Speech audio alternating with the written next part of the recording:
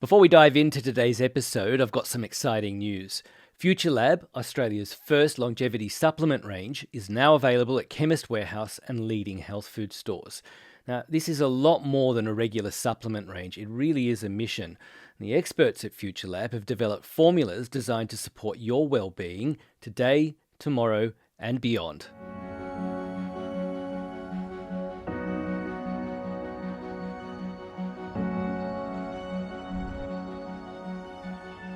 Welcome to FutureLab, where we explore the cutting edge of health span and longevity. I'm Danny Urbinder, and with me is my co-host, Dr. Denise Finesse. Hello, everyone. I'm going to hand it straight over to our next co-host, Trevor, because I'm really excited to speak to our guest today. Yeah, you're excited. I'm excited. So firstly, we often do two different types of episodes. So we do a masterclass where we could pick Denise's brains or someone from around the world or find out more about products to really get the information straight into people. Then we've got Life Masteries, where we invite someone along that we find inspiring, someone that we feel has done some pretty cool stuff and we could all learn a lot from, even just in their story. So for those that are listening, it's a Life Mastery today. And we've got a really special man, a very special, he's not liking the fact that I keep calling him Master, but special. He's blushing a little bit. It makes me feel like an old man, like a wise man with a big beard is what I feel like at the moment. Yes, because it's like spiritually we're the same age, right? Spiritually, yeah. We act the same. But he's a wonderful, beautiful, amazing friend of mine. An interesting story is that for people that are listening from outside of Australia, the AFL, the Australian Football League, is the biggest sport in our country. And Denise, for example, myself, we're grown up just idolising teams and players and everything else. So a lot of people spent their whole life watching AFL or wanting to play AFL, and it's a big deal, particularly down here in the southern states where we're at the moment. We're in Victoria, Melbourne. It's the front and back page of the paper all the time. It was VFL when we were growing up. It's the Victorian Football League, and then went to the Australian Football League. It's truly national. It's pretty impressive. So I wanted to state that from the start. But where I met this gentleman was through a curious story of how he ended up in this country. But I'd just like to say at the start that it's his birthday tomorrow, so that's pretty cool. Turning 34 tomorrow. Don't need to say the age, mate. Yeah, it's all right, mate. I'm 56. You've got plenty of age on your side. Yeah. He actually arrived in Australia, flew in the night before, went straight to the Mantra on Jolimont and walked down in his club clothes the next morning because he knew he had to go. He had a bag waiting for him, whatever, to turn up for his first day at his new job as an athlete, which we'll get into. But when he walked downstairs, I was working for Collingwood Football Club, and I was sitting there having breakfast, and I saw him come in, and I knew all about Mason arriving. It's not supposed to give your name away just yet, but everyone knows anyway because they know the episode. But, you're also on camera, right? But in comes this very tall man that I know pictures of anyway, and I stood up and I said, "Hey, Mace, I'm Trevor.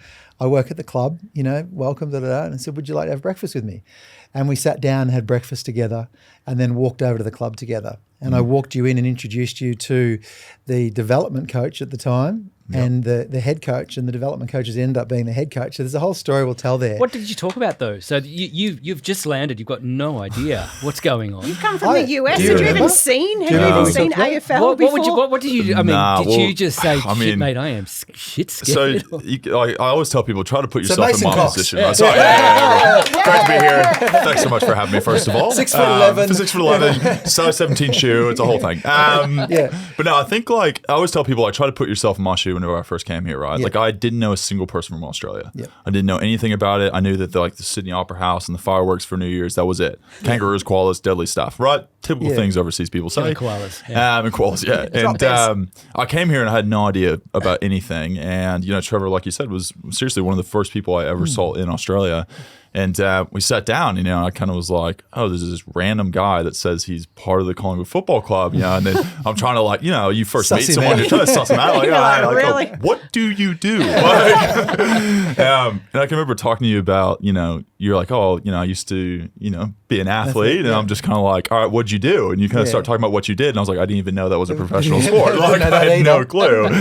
Did you watch Baywatch? He was on Baywatch. I was looking at him. He still could be, to be honest with you. And it's one of those things that I think it was just like there's so many things along my journey that I've just had to pick up, just try to understand. And, it's through a bit of ignorance, and hopefully people don't take offense to it. But I just didn't know people and what they have done and everything else. So it's been a massive learning experience for me. And I think whenever I first met you, anyone that meets you has this amazing kind of comforting feeling from you. You give the biggest hugs, which is also amazing. And I think everyone just has this incredible positive energy that you give off to people. And as soon as you meet someone like that, you instantly just feel connected with them. Yeah. And that was, I think, the biggest thing whenever I first met you, coming up to me, reaching out to someone who you had known. I knew nothing about this experience. I was quite nervous and anxious about everything that was about to happen. And you kind of come over as a very calming personality and say, this is what I do. This is what I'm here to help with. And like any way I can possibly, help you get to that next step in your career. Like I want to help you out with it. Yeah. And that was something to me, I was like, wow, Australia is a very giving culture. And like this guy right away is showing that. Yeah. And something I'm very appreciative of. It's funny because almost divinely orchestrated, because probably the two most welcoming people in the club at the time would have been me and Fly. Yep. And it was, I welcomed you and then took you straight over to Fly, and that process started. So it was obviously someone was looking after you to say, oh, we'll give you the people that will make you feel welcome first. But because it was by chance. You weren't there waiting to... No, I was just having breakfast because I stayed in the hotel because I don't live in Victoria. So I was travelling down. I just happened to be one of my days at the club. Yeah. And we walked in. We ended up doing Qigong at lunchtime over in the break, on the bank of the Yarra, Had you done that before? Was that new? No, I was like, this place is so holistic. I was like, this thing is wild. I was like, I'd never done meditation at that point, I was just like, America is known to be quite a ruthless place, like none of that stuff really You're not doing that in sport. No chance in heck you would ever be doing that in America. But I was like, wow, this guy just like fully bought into it. And, whenever you do something for the first time, you're kind of like, hopefully this makes sense, and hopefully what I'm doing is right. You kind of look a bit awkward. That was definitely me as people were, I'll never forget we're doing, that next to the river, and there's people on these boats just like, paddling through and stuff. And there's some guy with a microphone screaming at them on the boat, and we're sitting there doing this real Zen meditations and Tai Chi. And it was, it was cool. It was one of the cool experiences I first got here. Yeah. And when you met Trevor then, so what did you know about the game? What were you expecting in terms of... Yeah, that's right. Zero. What was expected of you? Zero. Well, you came over, you can tell us the story about how I'll you give you a bit of a backstory. Actually, go back a little bit for us. Yeah. I would like you to started know off it's a long story, but soccer, basketball. Yeah, right? So grew up in Dallas, Texas. Yep. Texas is a very heavy NFL gridiron kind of state. And I played soccer throughout my time there, played at the highest level, and then went to university to study mechanical engineering.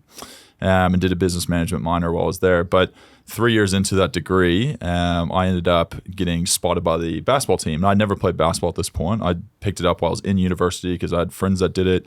And I just went to a local rec gym. This person that was part of the women's basketball team actually, firstly, came up to me and said, hey, would you be interested in helping us out? We need someone that's very tall that can emulate a person called Brittany Griner, who's very famous in the WNBA.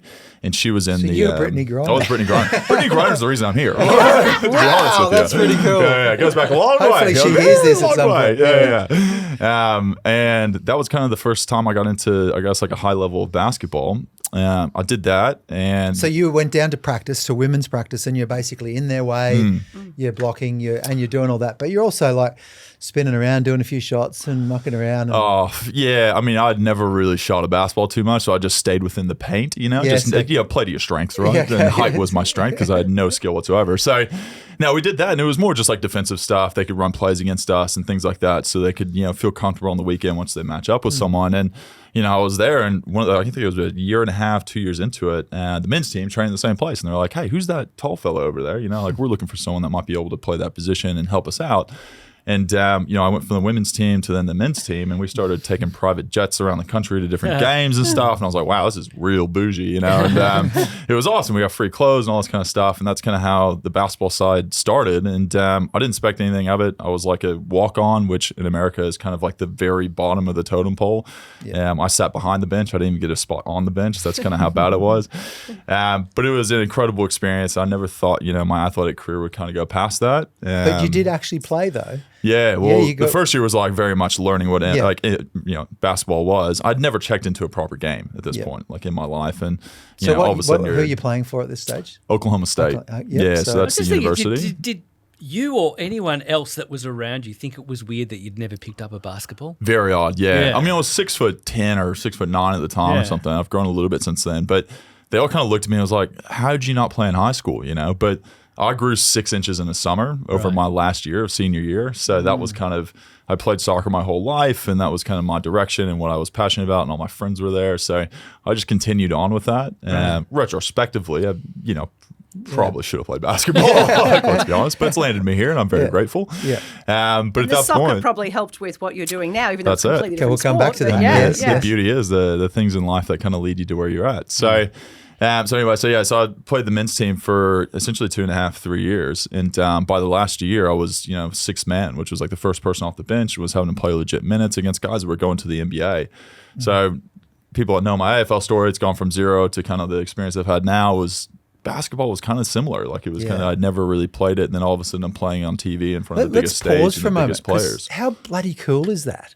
That makes no sense. My life is like seriously I'm still thinking ridiculous. about the private jet. Yeah. I'm just college basketball is huge. Bigger than AFL. It's massive. Really? Bigger than AFL. And I don't know if without they're even flying actually having a jets. history, you got to that stage. And that's pretty cool in itself. I was deer in the headlights, I was just like amazed I was having this experience. Like I was like, holy smokes, like you can see me in the background on television, What does strike me, and I think we can talk about that a bit later, but I think the difference between you and probably most people is you accepted the challenge. Most people go, no way, I've never done that in my life. Yeah, that would be scary. That's something I want to talk about. We'll continue on going back to what you said.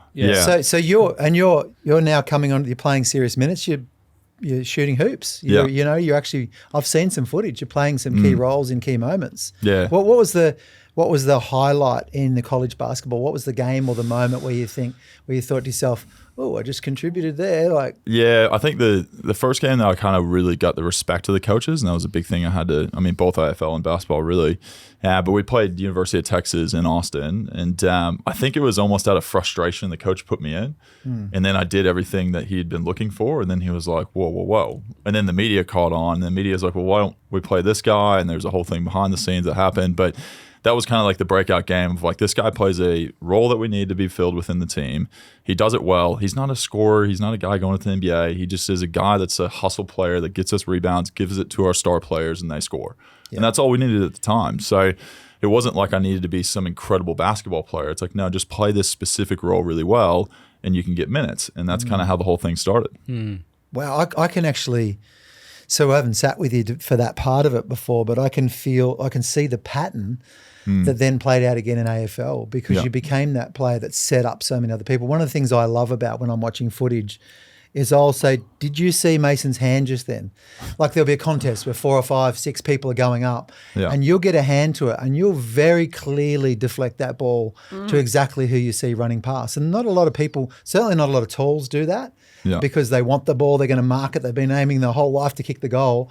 A lot of times you will defer from trying to take the mark that you're not sure of, and you'll just see this movement, this flick of the wrist or whatever else. Black and white person. So and of course we'll get on to where you've also starred. I want to talk a bit about that, but your ability to play a role and support others to go and star, I think, is one of the really powerful things about you. Yeah, I think I've changed that perception probably over the last 4 to 5 years of. It used to be almost like 100% or 0%. You either take the mark or you don't get anything out of it. Where now I've kind of got to this point where I'd rather have 80%, 100% of the time than that, kind of ratio where I know that, the majority of the time we're going to be able to get what we want out of it. And it might not be me getting the statistic of a mark, but it might be us being able to get to the next person, which allows us to go another 50 meters, 100 meters up the ground. So that's the all goals are Collingwood goals thing rather than it's my goal. That's it. It's like I stopped caring about stats a long time ago. Like I tell people all the time, if you put me in your supers coach, you're an idiot. Like, stop. Like, don't. And I just kind of got to that point now where in my career, I've been able to have an incredible amount of, success and experience and everything else. And now for me, like I just want other people that are around me to be able to experience something similar. Can I ask, how did you go though from basketball in the US? I feel like we're missing a big There's a lot to it. I was like, I still don't know. Bring us back to Craig McRae. Who saw you? Or bring us back to the combine that you went to. You first had the ball. That was wild. wild. And then come to Craig McRae if you could. So you can imagine I was studying mechanical engineering. I'd finished my degree almost, and basketball just finished. And I was like, cool. I had a job at ExxonMobil, #1 Fortune 500 company in the world at that point. Very good job coming out of college. Locked that in. Still had about 3 months till I graduated. And basketball finished up, and then I got this kind of like weird email kind of thing. Actually, it was a Facebook message is what it turned out to be. And this guy said, hey, would you be interested to play this sport called Australian rules football? There's a combine in Los Angeles. We can fly you over there, all expenses paid, to be able to go to this combine, see if you're any good. And I kind of thought it was like a spam message at first, you know what I mean? Like, come on, this doesn't happen, you know? Like a Facebook Messenger, okay, like where are you from, you know? And it was legit. And the guy got in contact with our media people and stuff. And then, you know, I was kind of towards the back end of my college experience, and I had these kind of, all I had to do is just finish final exams, essentially. I already had the job locked up. So kind of was like, well, there's nothing really to lose. So I was like, well, is it all expenses paid trip? And he's like, yep, no worries. I was a broke college kid eating ramen noodles every single night. And I was like, get a free flight? Sold, free flight, free hotel. And I was like, what do I got to do? He's like, a few runs, few jumps, and then touch a football and try to do this and that. And I was like, sold, man, I'm in. So I told him, I said, as long as I can stay an extra day, go hang out with my friends in LA, then I'll do it. And that was the motivation thing, was to hang out with my friends in LA. It wasn't actually to do the combine, because I didn't think anything would come of it. I'd never heard of the sport. And we fly over there. So had you seen even a snippet of the game? Never even heard of it. Nah, I didn't even know Melbourne existed. AFL, you thought was a arena football great league. Here right yeah, now. I thought, yeah, exactly. Yeah, that's good by you. I thought it was Arena Football League, which is indoor gridiron. Okay. I thought that's what AFL was whenever people first, told me that acronym, and I was like, okay, yeah, cool. I guess they play gridiron in Australia. Like, I don't really know. And so that's kind of how it all kind of started to come together. And then we flew over to Los Angeles, and I seriously did not think anything was going to come from it. It was just a free trip. Like, I was here just to have a bit of fun. Yeah. And then from that, like, did really well. So tell us about Decker. So Derek Hines. Yes. He's the recruitment manager, I guess is probably the terminology for him. Just retired, is that like the last few months? Yeah, just retired. And he's one of those people that's been massive in my career, like massively influential. And he was there, and they'd flown out to, check out this American talent. There's about 20 or 30 of us. And he's there, and he brought this other guy named Chris, and Chris was this hype man, like this, African-American fella who was just real hype guy, like real energetic. And I was like, heck yeah, man, I like this guy. And like I said, put yourself in my shoes. I don't know the difference between a Collingwood, a Port Adelaide, a North Melbourne. Like, I didn't even know what the league was, much less any teams in it. Or Melbourne, as you said, you didn't even know Melbourne. Yeah, I didn't know Melbourne was a city. Melbourne's in Florida, right? Yeah, Melbourne's in Florida. Yeah, that's good. Right? And I do this combine, and Derek's kind of, pissing in your pocket, I think is the way Australians would say it, right? And, and then there's kind of, you ask a few questions and stuff, and you get this feeling of like Collingwood's got a bit of pull, right? Like Collingwood's a bit, got a bit more money. Collingwood's got a bit more like, they're trying to tell you all these details. They play in front of like this many fans and all this kind of stuff. They've got an amazing fan base. Incredible fan base. And I think like you start to kind of understand, I guess, the differences between each team that was there. There was 5 different teams there. And, Derek was definitely pushing Collingwood, obviously being the recruitment guy there. So he kind of, was able to sales pitch me, and eventually what happened was he actually ended up offering me a free flight to Australia at the end of this combine that day. Wow. So I'm sitting in this like they were impressed. What you call a little like hut out the back of this hotel next to the pool, and he starts chatting me for an hour and stuff, little pergola, and he's going, what are you doing tonight? I said, look, I'm going to have drinks with my friends. That's the whole reason I did this combine, to be honest with you. I'm not even here for the footy part of it. You. No, exactly. Like, it sounds like a fun time, don't get me wrong, but and he goes, hey, well, we want to take you back with us, get in the car with us, we'll buy your ticket at the counter, and you come back to Melbourne, and we'll show you what AFL is. And I was just kind of like, that's absurd. Like, I got 2 days worth of clothes on me. Like, I won't even be able to get to the other side on the clean clothes that I've got. It takes 2 days to get over there. And we'll buy you some clothes. Oh, it was tough to find a guy that's 6'11", man. But yeah, so he offered it, and I was kind of like, the first probably realization that this is a bit bigger than I probably expected or understood. Yeah. For someone to offer a flight like that I knew was thousands of dollars to buy. Was pretty crazy to me. So I was like, oh, okay, that's my first inclination. Maybe this is like a legitimate thing. And I didn't fly back that day. Because you still had to see your friends. The sole reason why you went to LA. I had that, and more importantly, according to my mother, I had to finish my final exams. So I had to finish my degree. So I went, and I kind of was like blown away by this whole thing. I had to call up ExxonMobil and say, because there was a bit of media that came out with it, and I had to tell them, like, I'm still committed to you and your job. Don't like cancel that on me, blah, blah, blah. Like, I'd already moved my stuff to Houston. So like my whole thing was set up, apartment, everything was sorted. And this whole thing came out of the blue, and I went and hung out with my friends for the night, and I was kind of in this whirlwind of what just happened.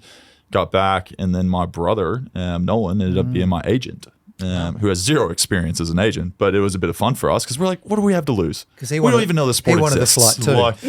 Yeah, well, that's what ended up happening. A bit of extra support, yeah. Yeah, so he became my agent while I was studying for finals, and he dealt with the AFL, the different teams, got everything organized for this 2-week trip for me to come over to Australia to figure out what the sport was, to have this experience. And the AFL sorts it out. They got us a premium economy seat, and I was like, "Oh, that's fancy. That's real fancy." Leg room. Yeah, exactly. And then I called him up, and I realized they put all this effort in to get me there, and I said, "Yeah, I just wouldn't feel comfortable if I didn't have my agent there with me, So then I just, weaseled my way in to get my brother to get a free flight also, and to have free 2 weeks trip. So this free flight and free experience in LA turned into a free trip and experience all the way to Australia. Very high level negotiation. Yeah, I'm sure. Yeah, from his zero experience that he had. So it turned into both of us being able to come over to Australia and have an incredible 2 weeks. And Derek Hines was a big part of that. And, got to see what AFL was and experience it. Because I thought it was like you went to multiple clubs, right? So talk through that.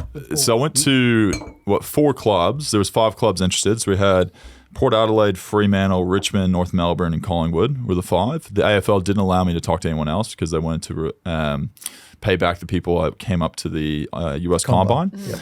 And so Richmond, went there. Awesome. Great experience. Dimma was awesome. He was so nice. Loved him. Damien Hardwick, the coach at the time. Damien Hardwick. Yep. So I always have a massive amount of respect for him. Port Adelaide, same with Ken that was over there. Yeah, Ken Hinkley. Yep. Yeah, the Scott brother was at North Melbourne. He was awesome. And then Fremantle, I didn't get to meet their coach at the time, but they sent over a representative to Melbourne. And I kind of told him, I said, realistically, if I'm going to do this, like move my life literally half a world away, like I kind of want to be in the Mecca of AFL. Yeah. And that, being in Perth was very isolating. And I was like, I know it's going to be tough to move over here from a personal perspective. So I kind of want to be where it's a bit of a vibe, bit of things going on, No offense to Perth.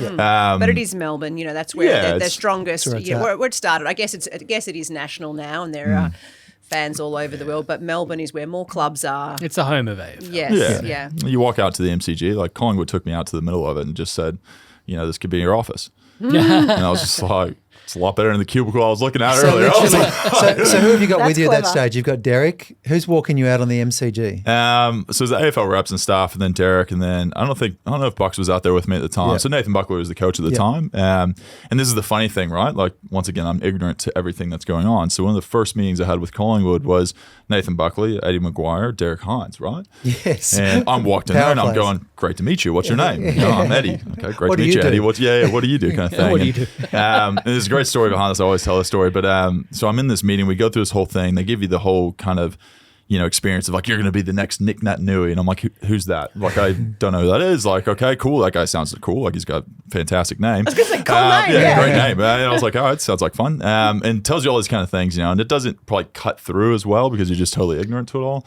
And there's so nice meeting them. They walk you around, show you the place and everything else. And then we walked out and got into the Uber. And there was a taxi in front of us, and I'm sitting there, and on the back of this taxi is this advertisement, as taxis do, and it's "Who wants to be a millionaire?" and it's got Eddie's face. I looked at my brother. I was like, that's the guy we just met. He's the Regis Philbin of Australia. He should have introduced himself like that, And that's whenever we realized, okay, maybe Collingwood's a bit bigger deal than we thought. So that was kind of our first impression. And you I don't think you seek this so much, but being big and you're happy in the limelight in the sense of you don't mind shining and standing out. There's a lot of people have seen it as an American thing, but your personality is, no, I'm going to take it on. I'm going to have a crack at things. That must have started to appeal to you, the Collingwood thing a little bit. Well, if I'm going to do this, I might as well go to the club that's actually, why not go to the top? Yeah, I think like I came over here and, I guess one of the things in my life I kind of think of is like go big or go home. Yeah. And that sums it up. If I'm gonna come to this country, give this a go and like essentially forego like the best job you can get coming out of college, I'm going to try to do this to the best possible, sense of it and try to make the maximum amount of whatever this experience is going to be. And, playing in front of 80 to 90,000 people on a weekly basis and, the MCG and Collingwood being a big club, like, it really came down to two, and it was really Richmond and Collingwood. Yeah. I was thinking that. I thought Richmond, we're lucky to Great get you club. because Richmond is also, a really well-known club. And I loved that you just said about both of you, like Collingwood being biggest and best, but I'm sure there are lots of listeners right now that are getting really antsy because there is this, Yeah. Well, Richmond fans hate me for, I think, one specific game mostly. We'll get to that later. But it's a bit ironic to me because I had a chance to go to Richmond. I'm like, I might have 3 gold medals, if things were a bit different. Or maybe 4. Because if you were playing on the other side. But at that time, I think they were like 17th in the league. So like they were a very different team to whenever, 2 years after that and then winning all the success and everything else. So, that was kind of a crazy experience those 2 weeks and had to get my head wrapped around the whole thing and then decide whether or not I wanted to give up a job that I'd worked 5 years for and got a degree and all this, stress that came with trying to find, a job and get that and be able to be successful in that sense. Do I want to give that up for this opportunity to be an athlete for a living that I never thought existed nor knew in a place I don't know with no friends, no support group, no nothing, and play for a team I've never even heard of. A ball I've never held. And a ball I knew nothing about. So it was a risk. So it was a risk, but what was the pull? What was the pull? Yeah. I want to hold that question, right? Because first, there's one more story in amongst the visiting clubs. Your brother plays a key role in the whole thing. So there's 2 stories. The second one is what your brother finally said to you, which I think might answer the poll. That'll answer that question, yeah. But before that, I just love people to hear the meat pie story. Oh man, this is so good, but so embarrassing. I can just imagine. It leads up to man.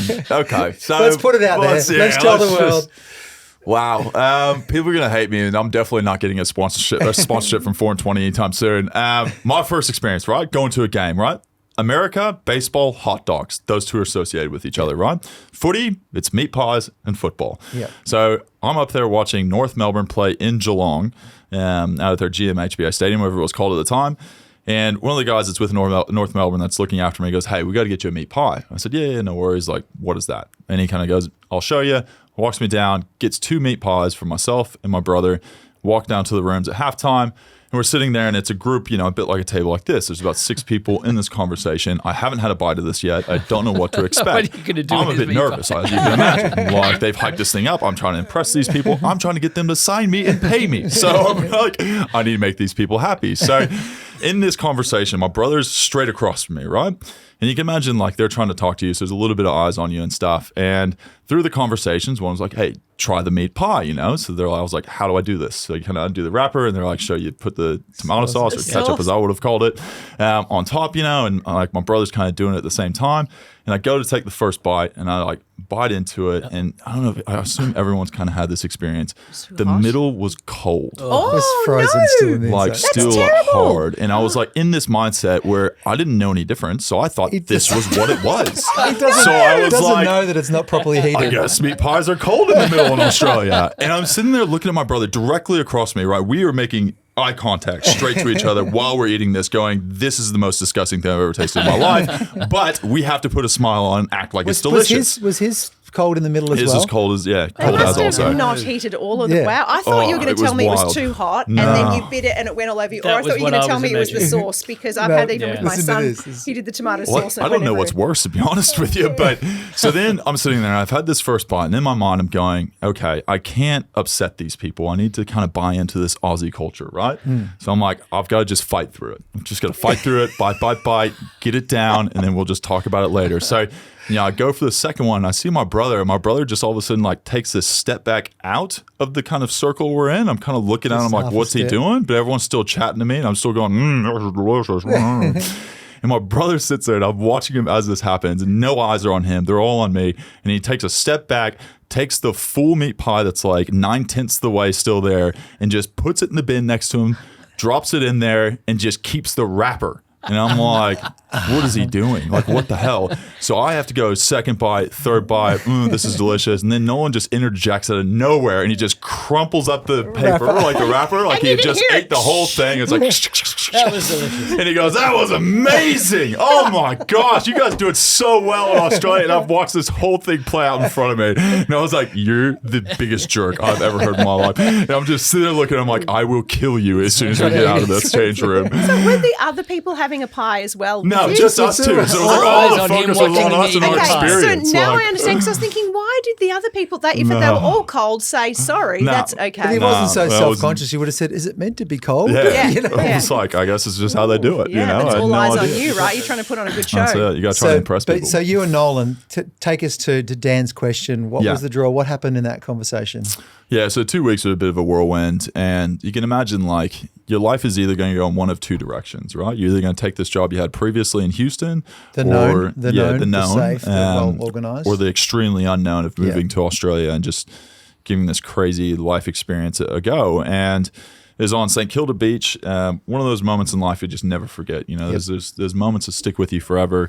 And it's probably the first conversation I had with my brother that was like really in-depth, serious, kind of like, you know, man-to-man kind of conversation about your life. And we had seen all the kind of clubs, and we sat down and said, you know, kind of like, where are we at? You know, what do you think? Like, come on, you're a bit of my sounding board here. Like, what are you thinking? And he goes, you know, I've worked in the real world. I've sat behind a desk for about, 4, 5, 6 years at that time. And he goes, look, there's nothing special about it. Really? Like, to be honest, you can do this whenever you're 40. You can do this whenever you're 50. You can do it whenever you're 60. He goes, I'll tell you one thing you can't do is go play sport at 40, 50, 60 years old. And he goes, your degree that you've just got, that degree is never going to expire. You can always go back to that. An opportunity like this is a finite amount of time that you can do this and be able to be successful at it and just give it a go. And that was kind of this moment in my life where I was like, holy smokes, I think things are really going to change. Wow. And it's this incredible, like I've got goosebumps now. I'm emotional when you say it. I feel like. You talk about like a big brother and someone you look up to giving you advice. And if I didn't have him there, who knows where my life would be, you know? Like who knows what direction would have took and what would have happened. And like that moment on the beach talking with him and having that first kind of like serious conversation changed the whole trajectory of my life to now give me everything I've been able to experience today. Yeah. What is the feeling you get right now when you reflect on it? And you sort of sit with that feeling of that moment and your brother and the importance. I think it's just an extreme amount of gratefulness to have someone like that. I know not everyone has someone that they can, feel like they can go to in those kind of tough moments or those tough decisions. Yeah. And to have someone that no matter what the situation is, they're always looking out for the best of you. Yeah. That's an incredibly beautiful He really feeling. believed in you. He did, yeah. And it's not to say that, we did by no means thought it was going to be easy. And it wasn't. Like he knew just as much as I did that it's going to be a damn hard trial to get out here and to do this kind of thing, to pick up a sport you knew nothing about and try to be successful at it. Like it's not the easiest route. The easiest route is just to go back home, act like this never happened, right. Like you definitely have to realize that there's going to be, amount of risk and amount of, stress and anxiety and everything else that kind of comes with it. But if you can get through that and get out to the other end, there might be something absolutely incredible that you could do that no one's ever done before. Yeah. And not many people I feel like in this world can say they've been able to do that. Yeah. And it's pretty amazing. Like, I'm super grateful that I was able to have that advice in that part of my life and that timing to be able to send me on the right direction I think my life was supposed to go in. Yep. Why Collingwood at the last moment? Why Collingwood? Yeah. Because you've decided you're going to do it and now you got to nut down. Yeah, I think it came back to Derek, and the biggest thing that was, I mean, what the AFL did was they said, I think it was 3 of the 5. Told Fremantle no. Port Adelaide didn't give me a contract, and the other 3 gave me a contract. And what happened was the AFL said, we want you to choose the place that you feel like you best fit in. All the contracts will be the same, financially the same, all the benefits are going to be the same, but we want you to choose a place that you are going to be the most successful at and feel the most comfortable and loved at. And that was Collingwood because of Craig McRae. Oh, okay. So Craig McRae, who's now our head coach, this is the beauty of the universe coming back full circle. He was the development coach, one of the first people I ever met at the club. So, I remember I sat down with him and he was like, hey, these are the skills we're going to teach you. This is what's going to go on. And, he talked about all this kind of footy stuff, but you got this general sense of talking to him and everything else that came with him that he's also going to love you as a person. It's not going to be purely business. He genuinely means that as well. He does. And for someone who's coming over here with no support network at all and doesn't know anyone, that's important. Yeah. Like, without him, I would have burnt out in a year or two, and I would have been done with footy. You would have never heard of my name, and I would have been another statistic that's just come and gone. But the fact that he was so loving, caring, took me in as his own, took me in as like kind of family. Like I look at him as like a father figure for myself, you know. And the ability for him to do that was is the reason I was successful within my career. And it's cool now to be on the other side of it, to know that I wish I had 10 years left in my career, but realistically I don't. And Craig's kind of in the beginning stages of his career as a coach, where he's second or third year in, or fourth year in. Yep. And it's an incredible thing to be able to try and give back to someone that gave so much to you in the early part of your career, and be able to reverse those roles and say, look, whatever you need, I'll do it. I don't really care anymore. Like as far as like all this other stuff that comes with it, I'm just here to try to get you to where you want to be. And it's a great experience to be able to feel like you can help someone do that. And winning a premiership with him was like just that amazing feeling of saying, you forever now have that in the history books as a premiership coach. And we'll get on to the premiership a little bit later more, but that hug with him after you won the premiership. Not many people know this one. Yeah. Bit funny, right? So you win a premiership, absolutely exhausted, right? You fall to your like knees and you're just like, oh my gosh, this just happened. Very stressful, close game and everything else, right? Yeah. And the first thing I did, I fell down, I stared at the ceiling, I was like, oh my gosh. And it's like, dude, go celebrate. You just won a premiership, go celebrate with teammates, yeah? But I was so physically exhausted, I couldn't even pick my feet up off the ground, really. And I like kind of get up, and I run over, and I kind of hug Bobby and a few of the other guys, and I was like, oh my gosh, I gotta go hug Craig, you know? And I remember sitting there, and like, I go hug maybe for 5 seconds, whatever it is, hug the players, and I went over to the bench, and everyone's congratulating each other and hugging each other, and I just sat there for probably, it would have been like 30 seconds. I just kind of sat there and just waited for everyone else, and then gave him one of the biggest hugs ever, and it's just like, man, this is incredible. Like this guy that, you know, essentially gave so much in the early part of your career to get to where you're at, to now see him, you know, reach the pinnacle was just the most fulfilling moment, I think, as a player you can possibly have. Wow. Man, the emotion just sitting there in under the surface for you as well, you know. I feel like he was like a bridge. You've gone across the world and you've stepped way out of your comfort zone. And I feel like he was like a bridge between the loneliness and the success, because the loneliness could have killed you, but it informed you. Like the loneliness made you make the most of the situation because it drove you to not waste it. You know, if I'm going to be this lonely, I've got to actually really have a crack at this. But it was like he met you over on the loneliness side of the river and held your hand over to the other side where it all turned into something magical. Yeah, it's incredible. I think, you know, people kind of say I'm a bit of the coach's pet, I guess, but I kind of look at those early years, and like Craig was a development coach. He used to come to like my house. I had a 2-bedroom apartment, had one other friend pretty much in all of Melbourne. He would sit there and do Thanksgiving dinner with us and be like 6 of us at this little apartment table that we'd make shift out of nothing. And it's like, it's things like that of him taking the time out to know that was a big deal for me as an American. Yeah. And like that stuff goes a long way. People don't realize that, probably don't see that kind of stuff, don't recognize it. But that stuff's the things that underlie, you know, that make the connection and the personal relationship what it is. And just shows to him as the character of human being he is also. And I think that's things people probably look past because they see all the things that catch the media's attention, all things like that. And it's the little things like that I know since day dot, he's always kind of looked after me, and he'll forever have my, you know, genuine best interest at heart. And I can have an honest and direct conversation with him knowing that, you know, he's going to be there for me, good, bad, or ugly. No, we were fortunate enough to actually have him in an interview late last year, and what you have just described, those qualities definitely shone through. Like he walked out, and you guys were going, "Oh my god!" I cried. He is a special. Denise cried. He cried. I'm not sure if it was cut out of the podcast or not. If it was, that was fine, because I think afterwards. Yeah, I mean, I was on the plane the way home going, God, I wish I didn't cry, but I sat next to him, and it was. I almost feel like I'm going to cry, but it's like a presence. And that was not what I was expecting. You know, as someone that comes from an AFL background, I mean, I've dropped off AFL a little bit. I live a different life. I've lived overseas, but I grew up as a young child in a very Collingwood house. It was the most important thing in my dad's life, honestly.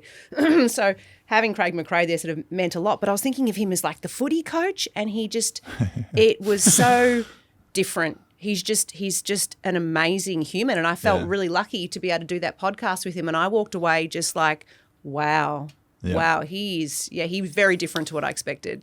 And I think he's like this new era of coaching, right? Like he's very much that. And I think Chris Fagan, who just won the premiership last year, is very much a similar personality. And it's more about being able to connect with your players so they want to play for you, rather than the direct feedback of I need this, and this from you. I think there's a bit of an extra power and motivation that comes with wanting to play for someone that you genuinely know has your back. Yeah. Was it good human? He kept using a word. Or being your best. It was something, Trev, I'm sure that you and winners him, only. Winners on and off the field. I think they were the things that just really hit you. It wasn't just about footy. It's not about performing. It's like being a great husband, being a great the no father. dickheads rule. Yeah, that was it. I loved all of it, but it was like, oh wow, and that's what we're all about: improving health span, living your best life, being healthy.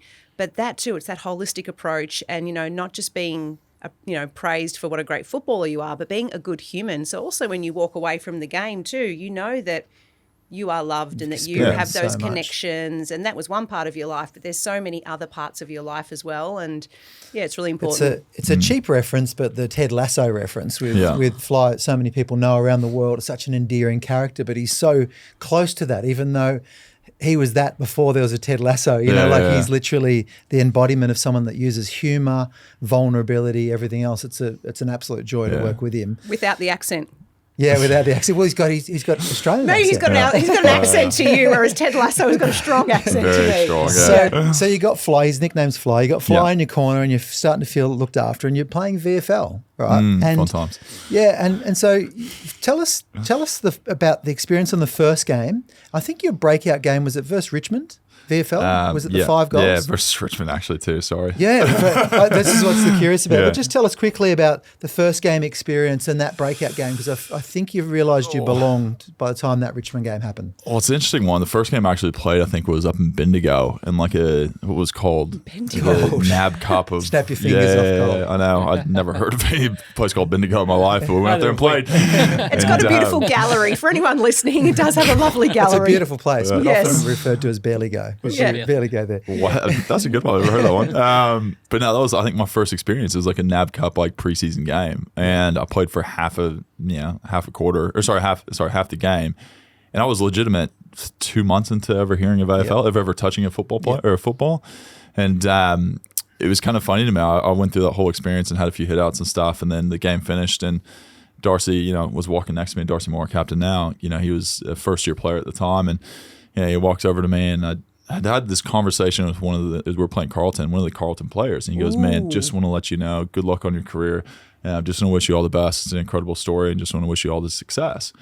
And I mean, it's kind of weird to me because I didn't understand how footy worked, in between the sirens, you hate each other, you punch each other in the chest, you have all this stuff, and then after you're all these kind, loving humans. So I was like, people tried to take your head off. You just literally punched me in the chest like 10 seconds ago before that siren happened. What's so special about that siren, And I was sitting there, and this guy was like, all the best on your career. And I kind of was like, oh, thanks so much, man, and kind of just walked off. And I walked over to Darcy, who kind of, gave me a bit of background on AFL history, right? And I said, yeah, that guy over there, really nice fella, he was so kind and endearing and everything else. And he goes, that guy with both his shoulders strapped? I go, yeah. He goes, Chris Judd? And I was like, yeah, I guess, yeah. I was like, he was like, I go, I looked at him based on his answer. I go, should I know that guy? He goes, yeah, you should definitely know that guy. I was like, okay, so I was locked in my memory now. Okay, I got Chris Judd. Okay. But that was my first impression. And that happens all the time, right? Because I just didn't know anything. So that was kind of my... a blessing in disguise as well, too. It is, yeah. Like when you met Eddie, there are some people... In our last podcast, we talked about anxiety and, when you get nervous and stuff, there would have been some situations, even though you had a lot of nerves and anxiety about the whole trip, but some interactions with people that may have been a little bit more relaxed because you didn't realise they were a big deal. Being overwhelmed by, if you knew who they were and what they represented, the overwhelm could have been substantially more. Oh, I mean, no offense to Australia, it's still a small pond. But no, I think one thing I've learned throughout my life, no offense to Australians, sorry, that was really rude. I'm just saying 13 times as many people, so it's a population thing. But I think, throughout my life, I've been incredibly fortunate to meet some people that, are very well known. And the one thing that we all have in common is we're all just ordinary people. We all come from the same genes, the same genetics, really, mostly. Denise can tell you that. Yep. It's 99.99%, we're all the same. And you talk to someone, and if you have a one-on-one conversation with them, you wouldn't know if they're the most famous person in the world or they're just another bloke off the street. And you can occasionally pick up an aura, though. You can pick up a sense of something, and you go, "Oh, nice guy," or "Wow, strong presence," and then you work out after a while, what do they do? Yeah. There's definitely I think people's posture and the way people kind of act and interact, there's definitely something that you can feel. But talking to them, like if you take purely just the audio from it, like you wouldn't know any different based on the experience with it. So yeah, I think like the people I've met in Australia, I've been incredibly fortunate to meet some of the, I guess biggest names in Australia and stuff. And you're kind of just like, oh yeah, we'll remember everyone's that, really don't nice. worry. Yeah. Well, then also people like Joe Biden, who's a bit bigger pond, I'd say. A bit more worldly known. But yeah, it's just everyone's like, I don't know. I think it's this incredible experience to realize that no matter how much, success or power or whatever it is in life you have, we're all just ordinary people, just with different jobs, doing different things that might have different ways that people react to them. And isn't it fascinating that football, as Australian rules football, has afforded you the opportunity to meet not only these people in Australia, but all these famous people back in the US, because you've been promoted back in the US as the guy that's made it. Yeah. You're on 60 Minutes in the US. Crazy, and, all this sort of stuff. Like a really, really cool story how this crazy little small pond over here has given you so much. Hear this. Yeah. I'm going to bring it up in every question. I want to make a link for you. You talked about Darcy Moore, and you just flippantly said he's now the captain. He's the son of Peter Moore, who was a legend, won 2 Brownlow medals as a ruckman at 2 different clubs. Just probably one of the second last ruckman maybe to win a Brownlow medal, which is the premier thing.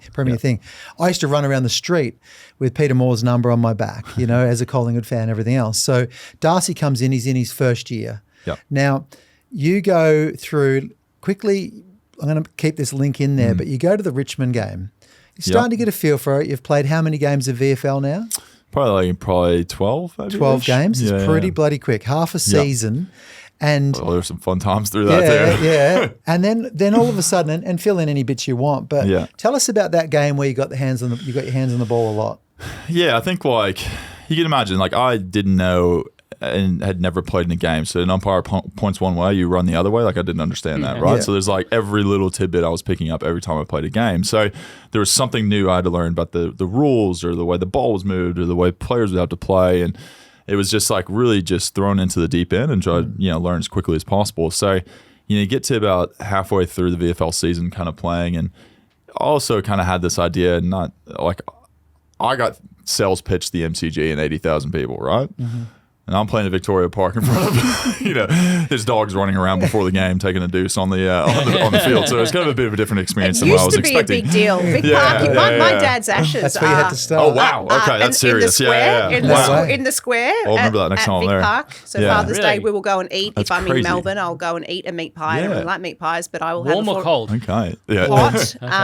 Extra hot. But that's where my dad had a spot. There was when he had his funeral at Vic Park. There was a whole big anyway, we can talk about that offline. But Vic Park used to be a really big deal, and for people like my dad, original Collingwood, he was sad when they went to MCG. He's like, that's not real football. You should stand in the rain, Jeez. But I think there was like that's part of ignorance, right? The history that comes with the Victoria Park. And I remember like that game, that Richmond game, you get your hands on it, you take a few clunks, you kick a few goals. And I was still trying to figure out what my routine for goal kicking was. Like I was trying to sort all this out on the fly. And you kick, I think it was like 4 or 5 goals in that game. You're kind of going, no, it's 5. Yeah, because I remember I learned what a bag was. Bag was. A bag of never heard the terminology in my life. Five's and I was like, I kicked a bag. And I was like, what were we saying? You can tell I've never played footy, even though I'm talking about this history. I don't know what a bag is either. Yeah. It's kicking 5 goals, apparently.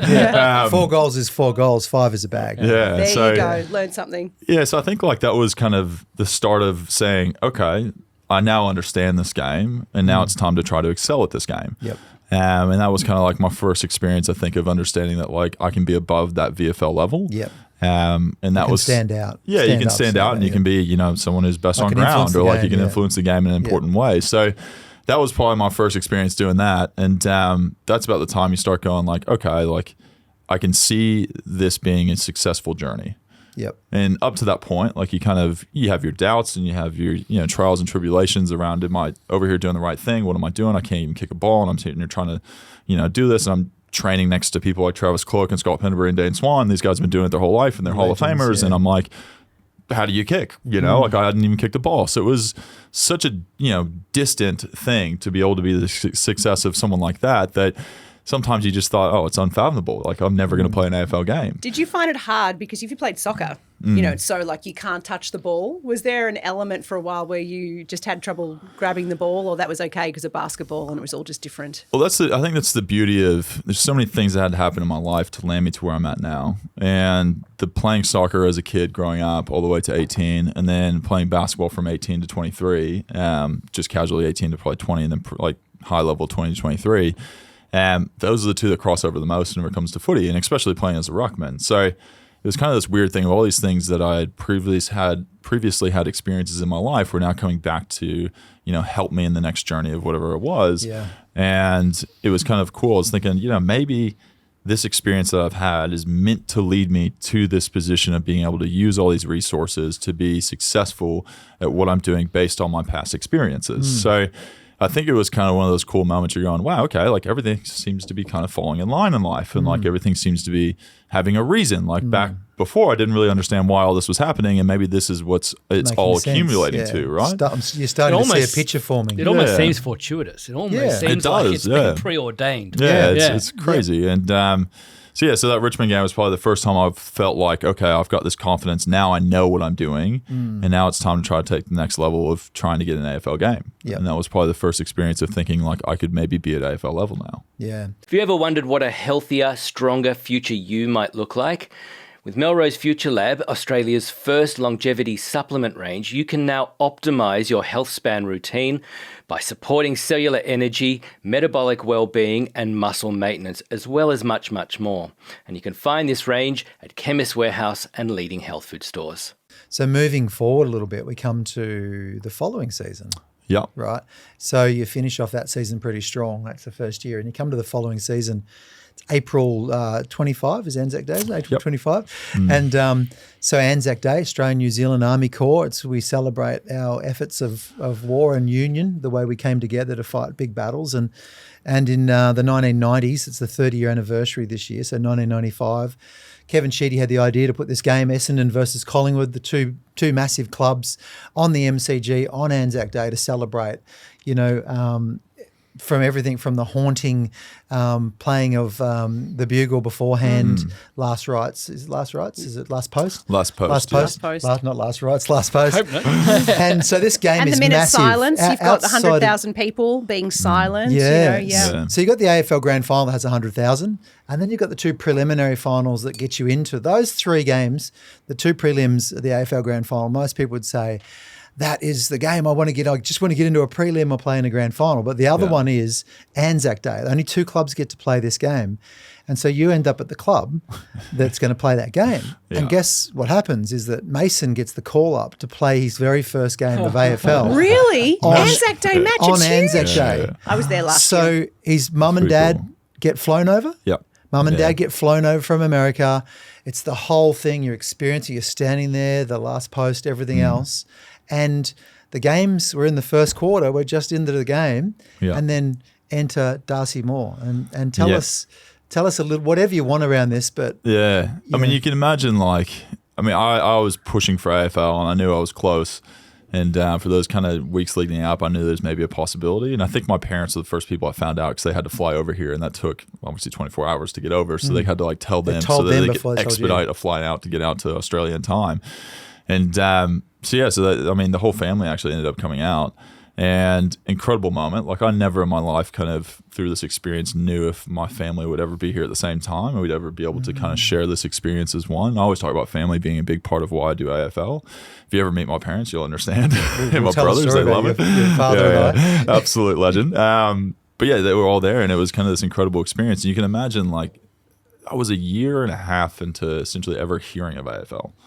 Like, still was very young and understanding what was going on and everything that goes around it. And then you get thrusted into this experience of playing on Anzac Day. And it was kind of this... it's a huge game, and it's an honour, I would imagine. Yeah, 100%. Like, in America, we're very passionate about the people who serve and stuff, you know, and this was Australia's version of that. So I knew kind of how important it was. And it's an incredible thing to be a part of, to be able to give a platform on the day to all the people and what they sacrifice, and not only them, the families, everyone else is involved. There's so many incredible stories we hear about, and they come to light on that day, and it's awesome to be, you know, a small part of that. Yeah.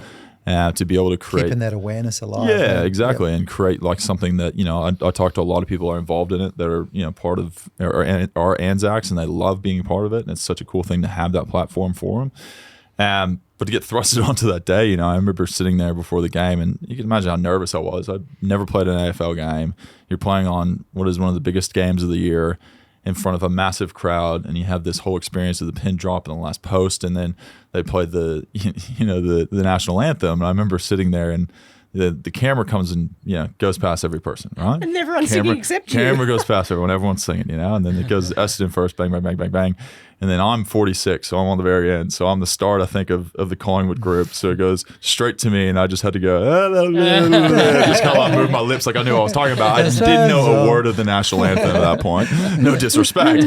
And I just remember that moment, I kind of had this circuit breaker in the experience where I was like, kind of laughed to myself, and I said, who would have thought you'd be here doing singing this? Singing the Australian anthem. Like, you freaking idiot. I just kind of had a bit of a chuckle. Relax me, because I was all over the place at that point, just trying to impress and trying to break this mold of saying he's a project, he's just an experiment. Trying to be an AFL footballer. Yeah, and you're just trying to impress the coaches to gain the respect of, your playing group and also the coaching staff and everyone else, because, being a guy who'd never heard of AFL from a different country, like, you had no respect whenever you first came here because you didn't even know what it was.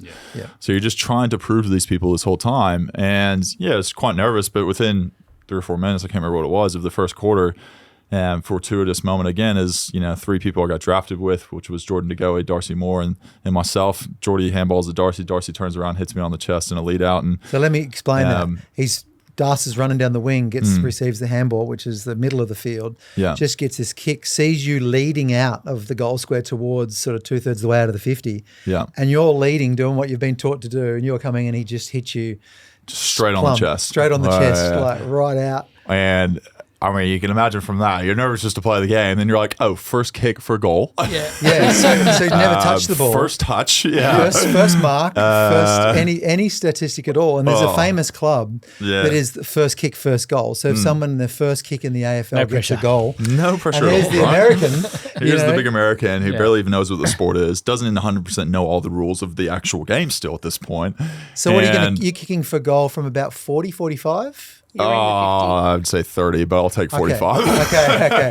35. And I remember just going back and, like, in your mind, you're kind of going, oh my gosh, like, okay, yep, just go back to what you've been taught. The simple things of, like, what is your routine? What do you do every single time you kick a goal?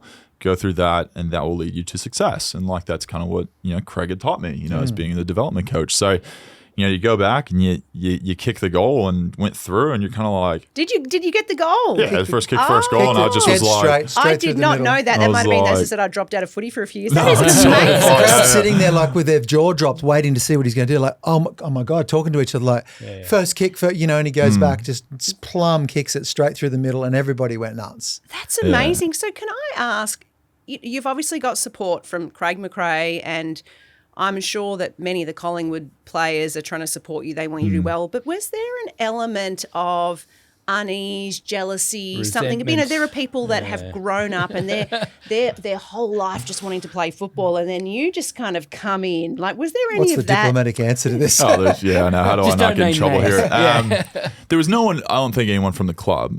As you can imagine, playing in the most scrutinized position of the most scrutinized club in the biggest sport, in Australia, there's going to be opinions. And playing a guy who's an American that barely knows what's going on, credit to Nathan Buckley at the time, that was a bit of a risk, I could say. Didn't he? And he dropped a Hall of Famer in Travis Cloak to play a guy who barely even knew what the sport was on Anzac Day. Yeah. Like, that takes guts. And very thankful for that, obviously, pretty incredible. But sorry, I'll let you finish, but it did spark a question in me. I'll ask you later. Okay.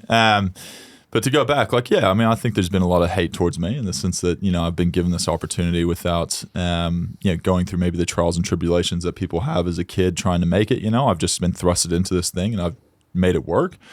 And what people don't see is probably the hard work that goes behind it. And well, I imagine you might have had to work harder. Harder because, one, it's a new sport, but also harder because you're always there would have been that around you. There's some people a little bit not happy to sort of go, yeah, you're here. Sure. I reckon hate was the flavour that came, but resentment was the vehicle. Yeah. I think people resented that you made it and you made it easier and everything else. Hate was the flavour that it came across with, but really it was a personal thing for them. They didn't like the fact that you got something they couldn't get. That was someone playing their game. Their game, you know, and not even respecting and appreciating it much. Because one of the things that you did well, given your situation, was you stayed pretty flippant around the whole thing. You're like, I was like, this is fun. This is a cool journey. You know, and they're like, they're not sticks, they're sacred goalposts. You know, AFL, it's called Australian rules. Yeah, like me when you go, Vic Park, like I was just playing at Vic Park. I was like, oh my God, Vic Park means a lot to me. You could imagine the so reactions. Innocently, it's kind of like what I mean at the beginning of this. I said, like, try to imagine yourself in my shoes. Yeah.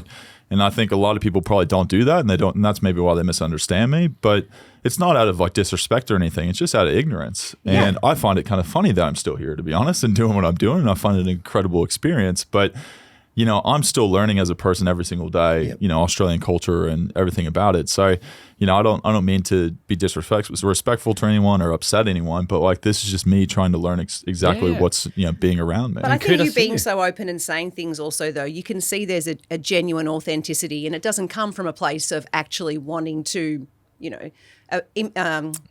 make someone feel uncomfortable. It's just I mean, we get it in America too. So I'm a bit of a joker, and sometimes I'll say something that I think is hilarious, and we don't need to tell the story.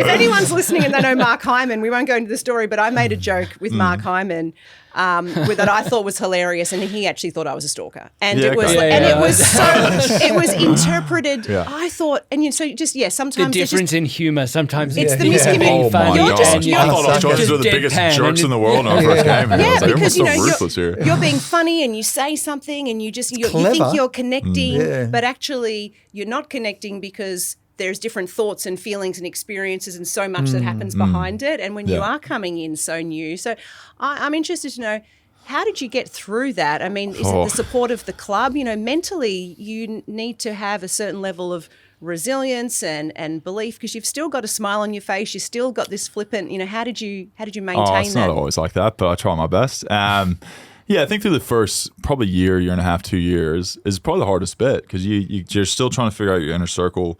To be honest, the only people I knew was at the club. Then you're going, can I trust these people with, having an event every once in a while, or I'm going to get backlash from that, and then it's going to go to someone else who, might take a judgment on that. And you kind of like walk on eggshells everywhere you went for that first 2 years. And then, and that's kind of, like the importance of having something outside of football and having your kind of group outside of football. That's something I just never had. And the people that did fill that role, like we talk about the Darcy Moore, we talk about, Craig in that sense. Like, I remember you talk about Peter Moore, right? Like I met Peter Moore and same thing. I go, hey, how's it going? What's your name? He goes, I'm Peter. And I said, oh, great to meet you. You must be Darcy's dad, He was known as Darcy's dad. He wasn't known as Peter Moore, the footballer. I didn't give a shit about his, sorry, excuse me language, but I didn't care about his career, Like I was about the person that was in front of me, not what he's done in his past. Like, he was such an incredible person, him and Jane. And, I think that kind of support group definitely helped me, where it was very much a struggle for my first 2 years with mental health and trying to understand. Like I remember breaking down multiple times out on the football field with Craig because I couldn't kick a ball straight, and that's the most frustrating thing. You're like, man, everyone else makes it look so easy, and it's like such a hard thing for me to figure out.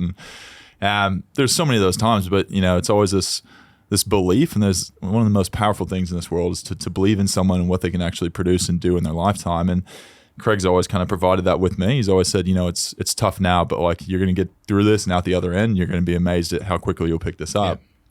And I don't really have great patience at times, but throughout the whole experience, he's like, you're doing this so much faster than we expected. You're doing this at a high level now. Like you're able to hit kicks on the run, which we didn't think you'd be able to do for months, and there's so many little things. I think he kind of provided that belief and that support and everything else behind me to be able to give me that confidence to say, you might have a bad day here or there, but overall throughout your whole career, you're heading in that right direction, and this trajectory is going, at a massive pace you probably don't even realize.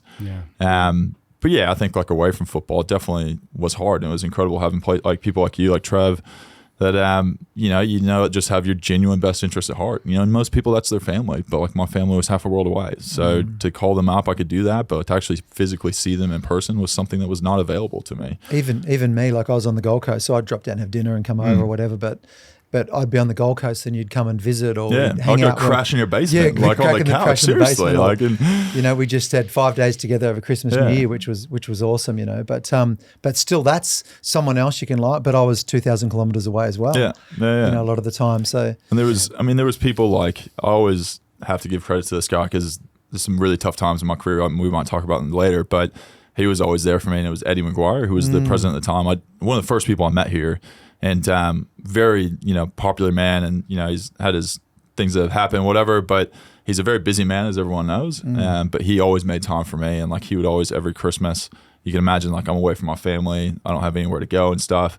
He would make sure that I would go to his house. He'd look after me, have this amazing dinner with his wife Carla and his family, and that's become a tradition of ours. And it's those little things that like makes such a difference for someone like myself who's so far away from the people you would experience that with. And whenever you see everyone else here that has their families and is enjoying their time away and stuff, and you're sitting in your home by yourself and you're going, what am I doing? Like to have those people reach out and say, no, come in with us, come have dinner with us. Like we want to make sure we look after you tonight. What a curious little thing that Eddie's son has gone on to win, college national championship. College football championship. National college football championship after you spending so many Christmases with them. Yeah. And he's reversed over and gone over to what you do, so college basketball. So proud of him. He's won the ring in college football. Massive deal. Yeah, just going back to what you said, that Nathan Buckley took a risk on you, that the club obviously took a risk. I mean, apart from your height, there are other people that are tall. What do you think they saw in you when you had no skills and no knowledge of the game? What is it you think they saw in you that they thought they could develop? Yeah, I mean, height definitely helps. I'm the tallest AFL player to ever play the game, which is a cool little fact that I can still hang my hat on at the moment. There's going to be someone that will take it over, I'm sure, soon. But I think like if anyone knows me, and my mom says it all the time, is I'm a competitive prick. Like I don't like to lose, and you put a line in a corner, it's like I'll fight my way through it. And I think that's one thing. Like Buck's always told me, he said, you're your harshest critic, and like that can be negative. Don't get me wrong, I totally understand that, but I think that also shows the drive that you have to want to be successful at the same time. Yep. And that was the thing that really, I think, allowed me to continue to try to get better and not give up, despite the odds. And you think they saw that in you from the very beginning? Yeah, there's definitely some stories I could tell around certain moments that happened, and you kind of going, oh, okay, this guy's not going to just fall over. Like he's going to sit there and fight to the death. And there's moments in that where you get that opportunity whenever everyone's watching and the coaches are there to kind of make your stamp in the ground and say, no, like show me some damn respect. Like I'm going to actually make it in this thing. And I think there was certain times I did that, and there's certain times that you started to see the opinion of you start to change from people, and you went from that project experiment to, oh shit, he might be an actual AFL player. Seriously, And I don't judge them, because I think previous experiences they've had and the AFL had maybe had was like they had never seen an American be successful at AFL. So what was going to be the thing that was going to make this experience different? When you were first explained or described to me by Decker, he said, he'd be the tallest player to ever play the game. Yeah. That was the first line. But then straight away behind that was he's got elite hands, he's got amazing speed and agility for a tall guy. You should see his ability to get down to the ground and get back up and all that sort of stuff. He explained you as this tall guy that can actually move really well, like really fast. He sort of talked about your speed, all that sort of stuff. So there was a lot athletically that they saw in you. I want to take you through, as we get sort of closer to the end of this rolling chat, is that before we get to two pinnacle football moments, and I'm pretty sure you'll know which two they are. They're a season apart. No, they're many years apart. 5 years apart. Yeah. Yeah, actually, let's go with the prelim final first. Yeah. So, preliminary final, Richmond, the club that you're possibly going to go to, won the premiership the year before. They're on top of the ladder. They're almost unbeatable all year. Bucks devises a plan. You guys are getting pretty confident, and you go into this game, and it's at the MCGs, 100,000 people. It's a crazy, crazy level, and this is to play the grand final. This is the game where Richmond eliminates Collingwood because, Collingwood just snuck into the four. Richmond, but not in you guys' picture, not in you guys' mind. And the footage of this, the Bruce McAvaney commentary, everything of this moment is like, we're watching history here. Just give us your summary of what sort of happened on the day there, because this is your moment, which becomes like a source of cockiness later in life. People remind me of it all the time. I don't mind it. Yeah, it's a defining moment in my career, that's for sure. And you've kicked some goals, you've had some starring moments, you've taken some big marks. And yeah, I think like that year I won the Queen's birthday match, best on ground, which is the Neil Danaher Trophy, and kicked a bag in that game, which was cool. That was the only time I've done that in my career. But I kind of had like a breakout year, and I think we played West Coast in the first game, lost to them, played GWS in the next game, and then we got to Richmond, and Richmond had won 20-odd something games in a row at the MCG. Like they seemed like unbeatable, just won a premiership. And they were the team to beat in the competition. And I kind of love a bit of the underdog. I mean, my whole life experience has been the underdog, right? No one's really kind of counted me in at times, and you fight your way through it. So I kind of love that experience of being disrespected maybe a little bit. And I remember going into that game and I thought, I never even thought about the grand final, like making a grand final. Never made it into my head. But the fullback, all Australian, elite fullback for Richmond that you're playing against. Like, and Dylan Grimes is like, he was playing on me. David Asprey was also playing on me. Like, Alex Rance. Like their back line was very good. Yeah.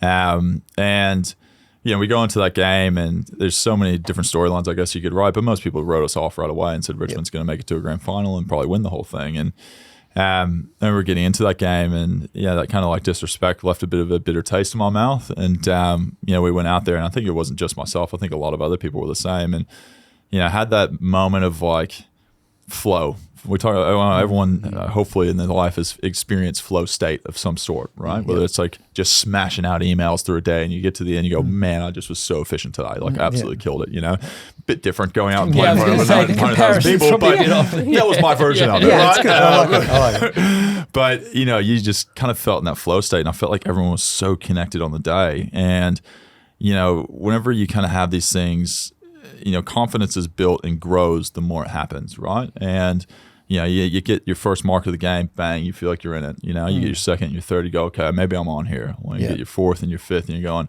today's going to be a pretty good day. And that was happening, and I think I kicked like, was it 3 goals on the day? And, I think even Jordan to go, he kicked 3 goals on the day. He probably doesn't get the credit I think you had equal most contested marks in a prelim final. Yeah. And, you ran out of the thing with so many people all over you, and you were just rising. It was like your story was playing out on the football field. There was all this stuff going on, but the vision I've got is of you rising above the whole thing. You emerging out of this sea of confusion, and your hands rising above everyone and taking these marks so clearly. And it was like your whole story played out in that prelim final in those moments. And when you'd land on the ground, you'd land and you'd turn around and you'd give it a little bit back. Let's give a bit of the FU or whatever, let them know. Let them know. And it was like, and Bruce McAvaney, the greatest commentator of our time in the sport, maybe AFL or Australian sport's greatest commentators, is going, oh, Cox, like this. And then you've kicked 1 goal, 2 goals, 3 goals, and he's going, the American, he's making history. We're watching history right in front. Like it was like, but I saw the symbolism for me. It was like, that was every single thing that you'd worked on. The culmination. Because literally there's people around you trying to keep you on the ground. Yeah. And not allow you to go to your full height. Call that symbolic. You're not allowing you to be your full version. And you were like, today's my day. You get your first goal, first kick on Anzac Day.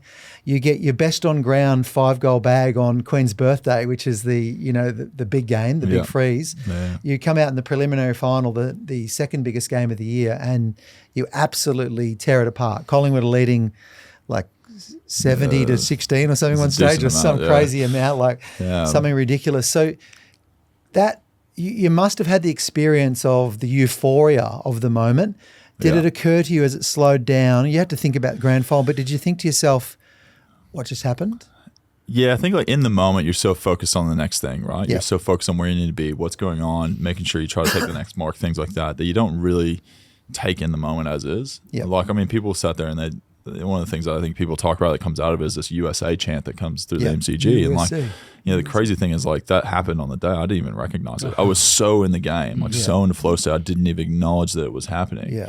because I was just so focused on the next thing. You got 100,000 Australians chanting USA. And I totally missed it. Yeah, totally missed it. And just a small pond too. Yeah. Crazy to say that, but I think there's like so much that happened on the day. And it wasn't till you get to the end of the game, it's pretty locked up with two minutes to go. You're going to go to a grand final, and you're kind of sitting there going like, oh my gosh, this is incredible. And you also have, the craziness of, I don't know how many Collingwood fans there would have been there, probably 40, 50, 60 odd thousand Collingwood fans absolutely giving it to the Richmond fans because they were underdogs on the day, and just going absolutely nuts. And it was like that energy that you get from that kind of people and 100,000 people and everything else is unlike anything else. Being in the middle of that and feeling everyone screaming over the top of you, and you can't talk to the person next to you, and it's a euphoric feeling. It really is. And it wasn't until probably like the end of the game, the siren goes and you're going, oh my gosh, like we did it. We did what no one thought we could do. Yeah. And at that point, I knew I played pretty well, but I didn't know like how big it would kind of become. Yep. And you always know you played well whenever the reporter comes and goes straight beelines to you, and you're kind of going, how's it going? They're like, oh my gosh, blah, blah, blah. And you're like, okay, maybe I did really, really well, and not really sure. But and I just remember like, getting through that game, and it was an incredible experience. Both my parents were there, which was something that was super meaningful for me. And, I probably didn't understand the depths of how big that would be for my career. Maybe not even appreciated fully what was happening right now. No, I don't think so. And to me, it's always just kind of been, like, I look at this whole thing and people always say like, it's been a life goal for me to play AFL. Yeah. That's not my experience. Yeah. My experience is like, this is a journey. This is an experience for me, and I'm going to try to maximize it and have the best time as much as I can. Well, and you respected it, but you didn't have the gravitas attached to it. No, and I don't have I remember sitting there, right, and you get 4 tickets to a game as a player. And I remember you got 100,000 people all screaming at you, right? And I remember in the middle of this game, I'm kind of sitting there thinking, there's 4 people in this whole stadium of 100,000 that genuinely know me. Like genuinely know and just who I to am. That point, because this is like it's come to my head a few times. I'm thinking, your parents, what did they think when you said this is what you wanted to do? I'm so glad you asked that. I've been wanting to you took ask. The first mark and took the first goal at the Anzac game, the Anzac Day game, and then preliminary fight. What were they thinking? And how did they feel? I mean, maybe at the beginning, and now look where you came. And being at the Anzac match too, what a great starting point. Yeah, crazy. Mom was real nervous. Yeah. Like, you can imagine being a mother, right? Like, you know that you're not going to go. I always say, whenever I first came into it, I said, you're not going to come out of football the way you came into it. Your body's going to be different. You're going to have injuries. You're going to have tough times. Like, all this stuff's going to shape you as a human, physically, emotionally, everything else, right? And I think that side of it probably was a bit hard for mom, like to say, like, hey, my son's going to get injured, have surgeries and stuff, and I'm going to be 24-hour flight away, and I can't be there for him. Yeah. And that's got to be a tough thing as a parent, right? Then you got the other side, which is my dad, which he's a bit of a larrikin, right? Like, a bit of a funny fellow, happy, genuine, like one of the best humans, if not the best human. I will say the best human I've ever met. Like, we'll put that out there. Happy for that. He's going to love that. We'll make sure he listens. If you meet him, seriously, you'll look at him and be like, oh, yeah, 100%. Yeah. And he's always kind of been the fan. He's always loved the experiment, and the experiences that come with it. And he thought basketball was crazy. Like, my parents, to give you an idea of just how supportive they've been, they used to work a full-time job. They'd get up at 6 a.m. in the morning. They'd drive to work, get there at 8 o'clock. It was 2 hours through traffic. They'd work till about 6 p.m., like, get home, feed us dinner, go back to bed, do it again, right? I went to university. They were still doing this at the time. They would somehow fit in 2 games a week to go to Oklahoma State or go down to Waco, Texas, to go watch me sit on the back of the bench, like not even play, just to be there as support. Like, that's a 4-hour drive up to Oklahoma, 4 hours for the game, and a 4-hour drive back in the middle of the night. And then get up and 2 hours later with 2 hours of sleep and go to work. Like, it was insane. Like, looking back now, that's easier than 16 hours. Oh yeah, exactly. But I mean, like, the commitment they gave to me to be able to see them in the crowd and see the support, like, it was awesome. And I'm incredibly grateful for that, and I forever will be. And it's cool for me now. And I remember, like, in times where I wanted to quit footy and stuff like that, I looked to my parents. I'm like, my dad's still getting love out of this. He's still enjoying it. He's still like, I'm like, I got to do it for him. Oh, wow. He's really getting the enjoyment out of it. It's like, I want to give back in some capacity for what they've done for me, to be able to provide some happiness and excitement and experience in their life. And whenever I see my dad, my mom, and things like that, like my dad will walk around the whole city of Melbourne. He would be here for a whole month. I'd never once see him without a Collingwood thing on his body. His hat, shirt, shorts, everything's Collingwood. He's waiting for the one person to go, "You a Collingwood fan?" No, duh. Like, look at him. And if I saw him, I would talk to him. It's an instant thing. And he'd talk to you for 5 hours. I'd be like, the Collingwood, stop. and then it would start. Yeah, exactly. And it's cool because it's like, to me, that gives me a bit of purpose. Like, that gives me a bit of excitement that comes with it. And to see how proud he is, and to see, and my mom too, my brothers also, like the whole family, that gives me purpose, right? Like, and purpose is always important for anything you do. And, to see them get so much excitement and everything else has kept me going for a long time. Quick story about your dad is that he comes over, mum and dad come over they're going to get a couple of games in. So they're going to do the Gold Coast game up north, and they're going to come down and do a Melbourne game before they head off. So a couple of chances to see some games. And your dad gets a house on the Gold Coast, and you come down, we're hanging out, we're connecting, and you're like, "Oh, bring him over. You're like, "Yeah." Bring him on down. So he's having a barbecue lunch, I think, or something like that. Yeah. And he drops the lid of the barbecue, it drops down, hits him square on the head and splits his forehead open, right? So he's got a split on the top of his head. Like, he was looking inside, it's gone whack and hit him. So he's got a big split on his forehead, and he comes over, and I'm like, "Oh, you're all right, we're having a great time and everything." I said, "So do you want to go for a swim?" He goes, yeah, absolutely. I go, "Let's walk down." We rode down, rode the bikes down? We rode down to the beach to go body surfing. So we're body surfing. And to give you a bit of backstory, my dad is from Illinois. Illinois does not have ocean around it, right? Like, my dad has barely seen the ocean. Yeah. He's hyped. He's like, "Oh my gosh, there's like water, and it's like expansive and never ends." And Mason's giving him the bit of the backstory. Like, you're going with Trevor. Like, this is going to be pretty cool. He's going to take you into the ocean. He's an Iron Man. I was like, Trevor's going to have a big deal here. This is his thing. Big deal in a small pond. So I get down there and I go, "Oh, it's a bit sucky. The shore break's a bit sucky." But anyway, we teach him, we catch a few waves, we're having a bit of fun. And then finally, I ride a bit of a porpoise wave. So rather than body surf on the wave, I'm body surfing under the wave. And he goes, That's cool. How do you do that?" And I go, "Well, what you got to do is you got to point your face down and you ride the wave, and the swell picks you up. But you've just got to make sure that you don't ride the swell into the bottom, because he's already split his head. He's already split his head, right? He's got this cut.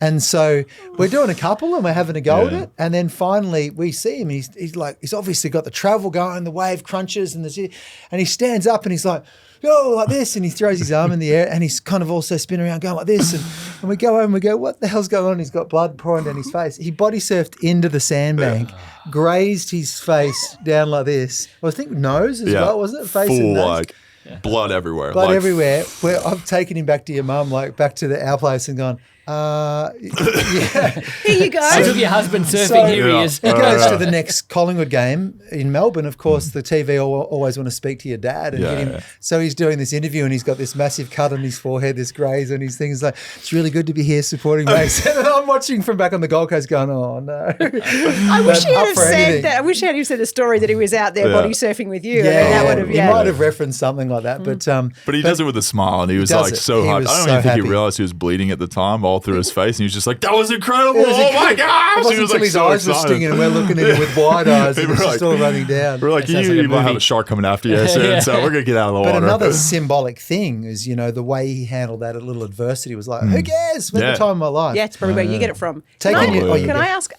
You mentioned about your mum and the injuries, and I have to admit, as someone that watches footy, I'm getting back into it. So before Dad passed, he lived with us for a little while, so that brought the Collingwood back in. We're watching it every week, as you probably heard.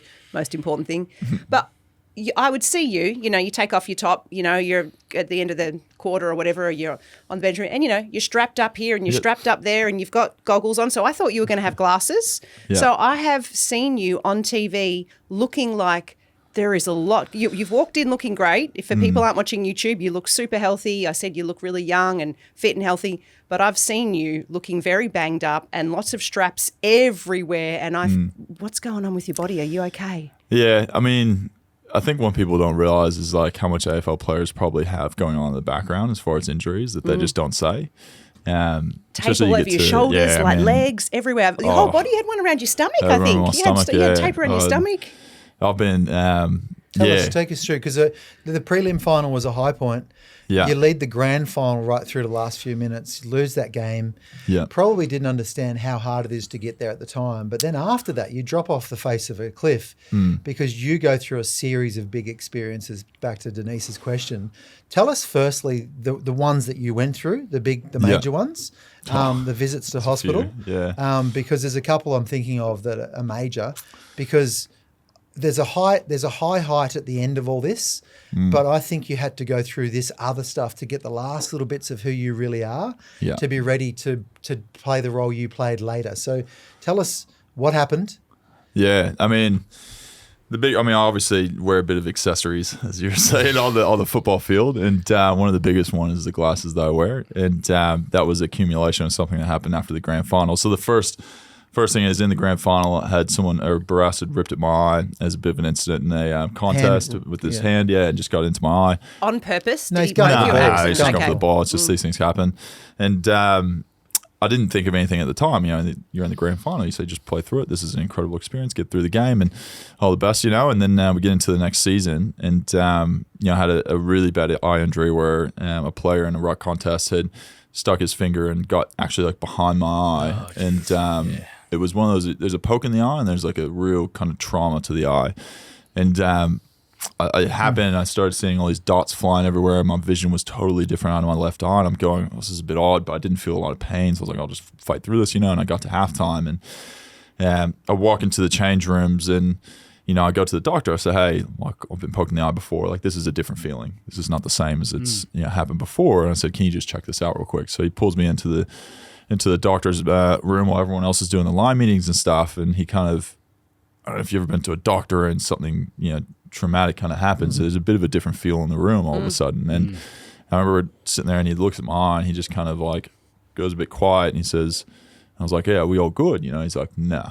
He's like, we're going straight to the hospital. You're done for the day. And I was like, no, I'm fine. I feel all right. There's no pain or anything. No, this is a lot more serious than you realize. We need to go straight to the hospital. So at that point, he put me in the back of a car. We drove to the Eye and Ear Hospital on a Sunday afternoon, and I'm in full kit still, just sitting in the hospital room, just hanging out. And they give me a full, test and stuff done, and they do it for both eyes. And the guy comes back and he goes, man, I've got some really bad news. And I said, yeah, well, just lay it on me. And he goes, you've had half your retina detached, half your eyes essentially, open. And I said, oh man, okay, and as a football player, what does that mean? You go, okay, what's next? What's next? Let's move on. Come on. What past is the past. Can't change it. Move on. What can we do to fix the future? He goes, I need to tell you something else. And I said, yeah, what's that? And he goes, well, this eye obviously is really damaged, but your other eye, which is your good eye, also has a detachment in it. And I said, what are you talking about? I said, I was poked in that eye. He goes, no, both your eyes are seriously damaged. You need to get some proper help. And it's kind of a bit of a humbling, sour. Was the other eye the eye that Barras got? And I was ignorant to that at the time until the other one happened, and then I realized, I guess, the seriousness of both of them and what was going on in that moment. So, from there, you essentially go, okay, I went from that morning be totally okay to that night realizing that I need to have surgery on both my eyes and are going to go through a very, very dark time and trial in my life to be able to try to get one of my senses back. Yeah. And we all use eyesight every single day, and we're very fortunate to have it, and we rely on it quite a bit. And I was just putting my full faith in these doctors to be able to bring it back. Yep. And so to give you a bit of context around it, it's the first surgery was put a heavy liquid in there, and then I had to spend 2 weeks. And for those 2 weeks, every hour I could spend 15 minutes of that hour walking around, going to the bathroom, something like that. But I had to spend 45 minutes of every hour for 2 weeks straight on my back, facing the ceiling, in a position that I couldn't move, and in a dark room, and I couldn't do anything else. Yep.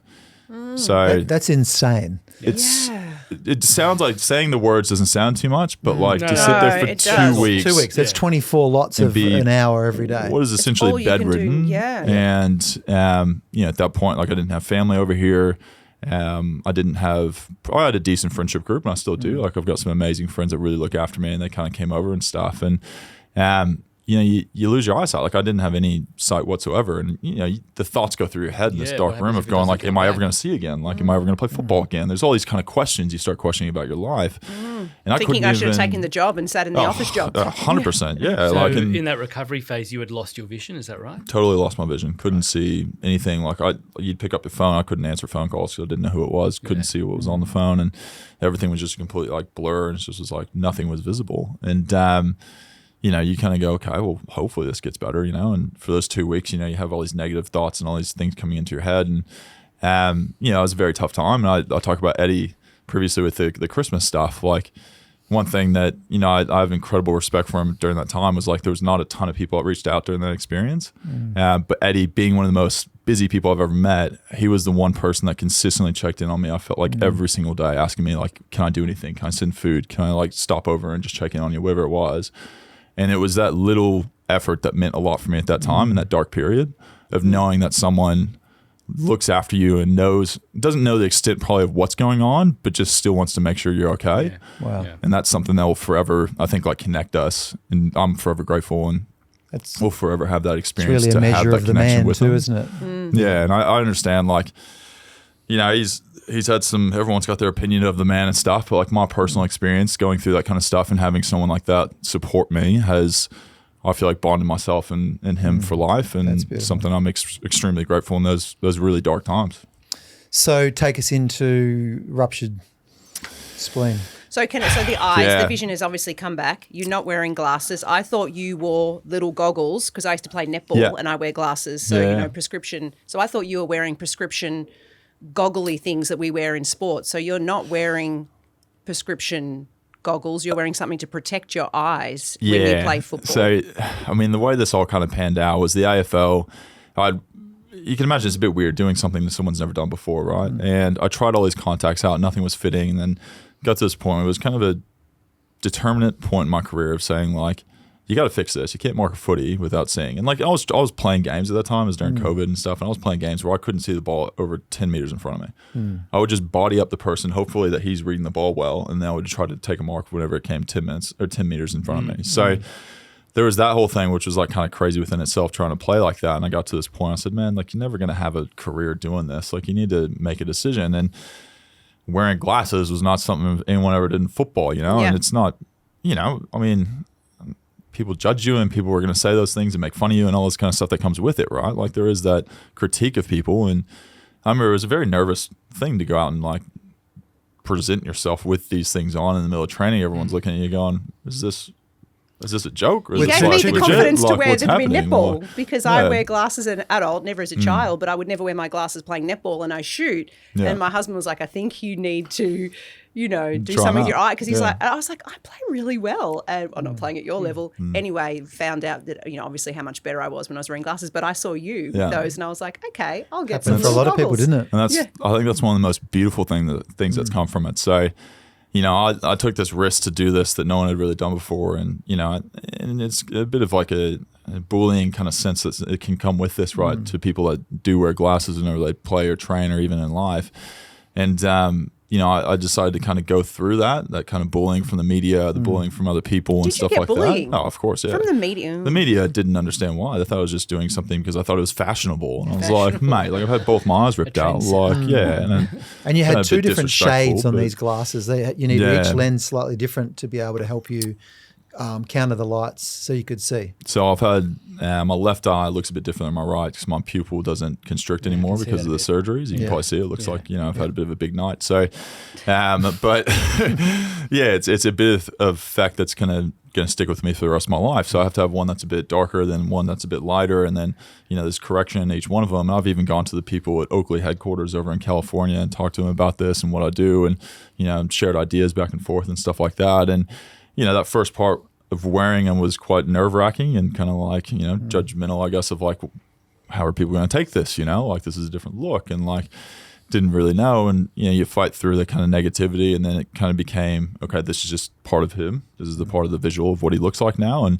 people started to understand. You start telling stories on podcasts of what you've been through, and they're like, oh my gosh, this is way more than I actually realized. I had no idea. I thought you just wore glasses and that's what you did. And I don't like contacts. So I was like, oh, he doesn't like contacts, so he wears these. I had no idea of the story. Yeah, so there's a lot more that kind of goes back to it. But The beauty, I go back to the beauty of it, is I think like once I kind of started wearing them like AFL games and stuff, I started having so many parents like reaching out at Auskick clinics or on social media, wherever it was, and they're like, my kid now has someone to look up to at the highest level that is doing the same thing and wearing these glasses. And he's always been picked on and like always kind of felt like he was the odd person out or she was the odd person out. And now they have someone to be a role model for them at the highest level. And it was kind of this beautiful thing that came out of something that I didn't expect. And, you know, I'm super grateful. And every time I see a kid wearing glasses, you know, I always go over to him and be like, hey, you look cool, man. Like, you look cool, brother. But I think that was kind of one of the beautiful things out of taking a risk and doing something different than someone else that, you know, no one had really done before. And, you know, the beauty, there is backlash that comes with it. But I think, you know, once you get past all that, there's a bit of light at the end of the tunnel and some kind of beauty within it. And you need to be able to see when you're playing. That does help, yes. Yeah. And you need to be able to see after you're playing too. You know, you want the rest of your life. And you've made a lot of lemons out of lemonade, that's for sure. Sorry, lemonade out of lemons. But the spleen. Yes, I heard so you the say spleen, that. just go to that because I want to sort of wind you up and go somewhere with this finish here. But that was big too. That was pretty wild, yeah. So that was, I think it was 2023 whenever we played in the grand final. So we're playing Port Adelaide MCG. I think we were beating them by like 40 or 50 points at the time. And, you know, I kind of was running on the field and had someone come up to me and kind of lower their body to kind of like check me, you know. And give you hip and shoulder. Yeah, hip and shoulder, man. I tried to kind of match him and he got me in this spot. And as soon as it hit me, I go, oh, geez, that's what's going on there. And it was this like neural pain through my whole body. And I had this like, I needed to kind of essentially expel from the top and bottom half of me at the same time. And I was just like, what in the world was that? Like, I've broken ribs. I've done all these injuries. I've never had this feeling before. I'm sitting there, I run around. Of course, the next contest ball comes flying into you. You're sitting there like aching in pain going, I'm just going to throw my body at this thing. And, you know, I get off at one point, you know, I play for the next 4 or 5 minutes. I call myself off and I said, man, something's wrong. Like something's going wrong. I don't know what it is. And they kind of look at you and they're like, no, you'd be all right. Like just kind of I just play through it. We'll figure it out later. I think you just have a broken rib. And I was like, oh, okay.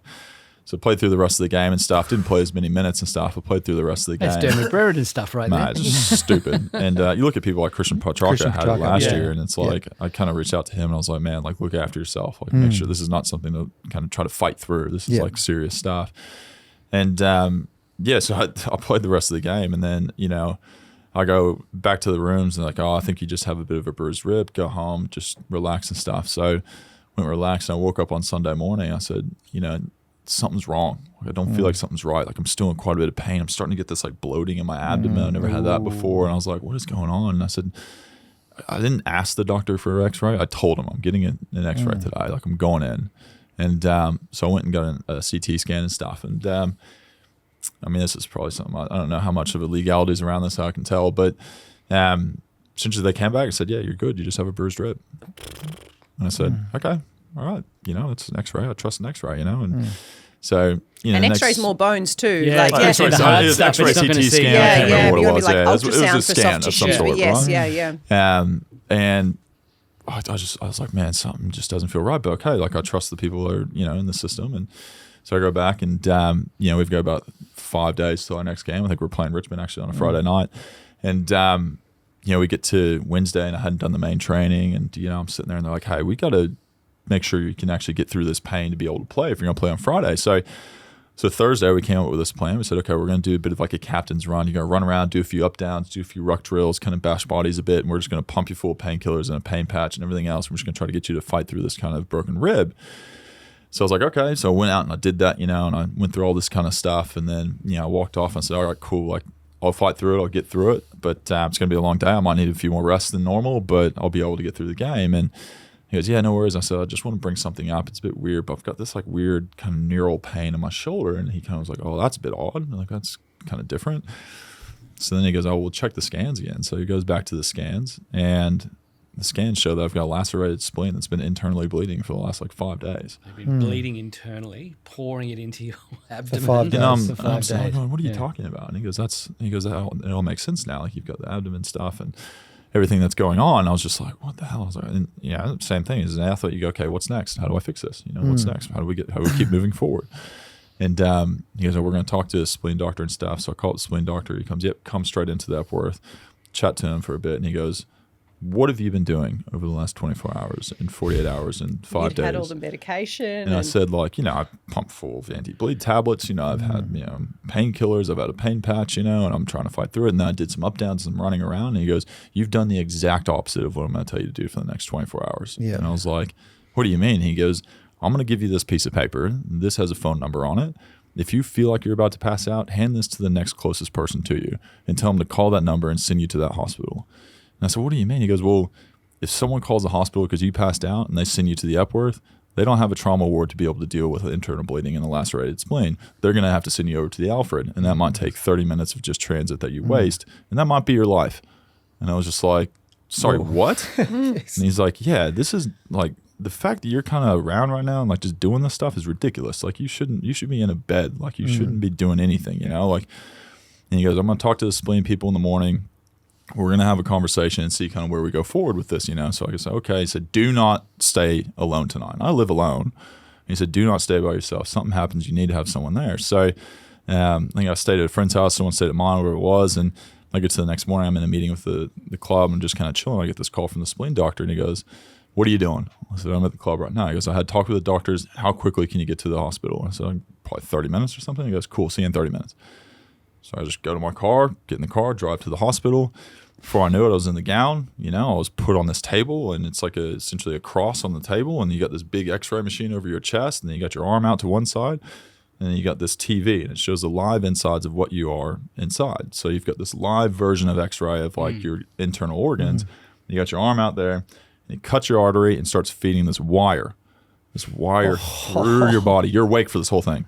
Starts feeding this wire through your artery all the way into your chest, It's like 2 meters long. This thing's insane. And then he gets to the point of the spleen. He finally works his way into the spleen. He goes, you'll feel a bit of pressure. And I said, okay, So then he puts this coil in my spleen. And what he's done is he's essentially killed off the availability of blood flow to that part of the spleen. And that's the part that was lacerated. So he puts that coil in, then you start stripping it back out of your wrist, and you're sitting there watching this whole thing live on the television next to your head. I wouldn't be watching it, but and anyway. You're just you're in amazement, It's this is a medical marvel. Like, are you kidding me? And the guy's just looking, he goes, you're the 12th person I've done today. Wow. 12th person. Did you say today? Today. He goes, I do that many of these a day. I don't even, it's just part of the job. Motorbike accidents. Crazy to me. And I'm sitting there going, this is the most insane thing I've ever experienced. So you go through that, he pulls out, the wire and everything else out of you, and then you stay overnight, and then the next morning you get up, and he's like, you essentially can't do anything for 8 weeks. He's like, I don't even want you to get like a sweat on. I don't want you to go to anything more than a walk. Like, chill out for like 7 or 8 weeks. And I said, well, what's going to happen with all this blood? I had like 2 liters of blood that was sitting in my abdomen, just sitting there. I said, what happens to the blood? He goes, look, the body will magically just soak it all up, go back into your bloodstream, wherever it is, and then you'll start feeling a bit better in a week's time. So for 7 weeks, I did nothing. Just sat there and just watched everyone train. And this is in the premiership year, right? This is the premiership, yeah. And I remember sending you a message that I spoke to you about recently, because I had this almost like a vision. I saw you winning the premiership as the ruckman, like you're in the centre or whatever. And I was like, whoa. And I sent you a text message saying, hey, mate, everything's going to work out. I've seen it. Life's going to be okay. Life's going to be okay. I've seen it. You're still alive, barely, but you're still alive. It's all going to work out. I've seen it, because I was like, wow, how's it going to end up there? I didn't say much in the message, but I saw it really clearly, saw the vision really clearly.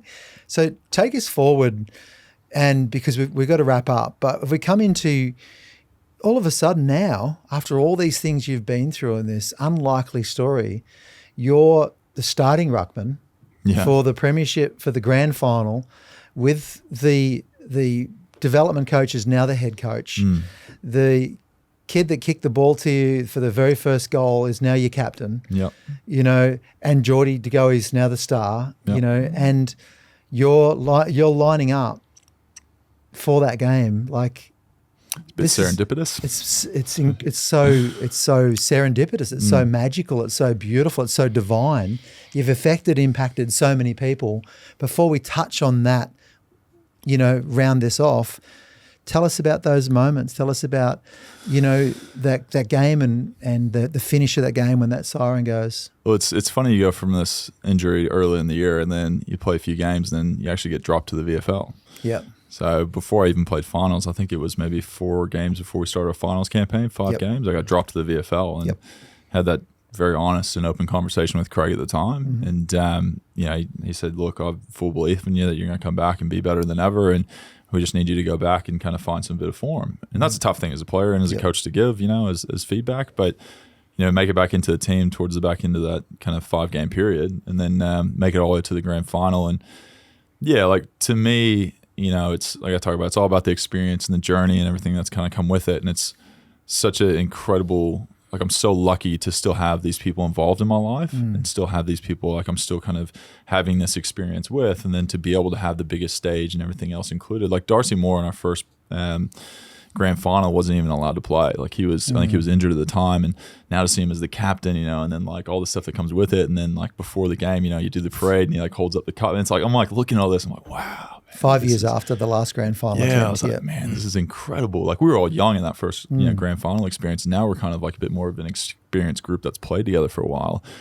And I think like for myself, I was like, man, this is an incredible opportunity. And there's those moments, maybe it's you start a new business, or you do something else for the first time, and you're like, oh wow, like this is it. Like, this is kind of that turning moment, right? Like, this is an opportunity I don't want to take for granted. I want to make sure I enjoy it the most. And I think like going through that day, it was just so cool to be able to see how much it meant to so many people. Like me, and you're sharing the ruck with Darcy Cameron, who's another incredible story. Great story. But that you're bouncing around, and this means there's so many stories. There's so much to so many people. Yeah, and I think as a ruckman, you kind of get that first chance to make a statement. That's a pretty cool experience to be in a grand final and be the first experience of it, Yeah, I don't know if I actually won the first hit. I was trying to remember. I can't remember now, but there's something cool about being like the start of something. Yep. Right. Like, you start, a contest, you start the ball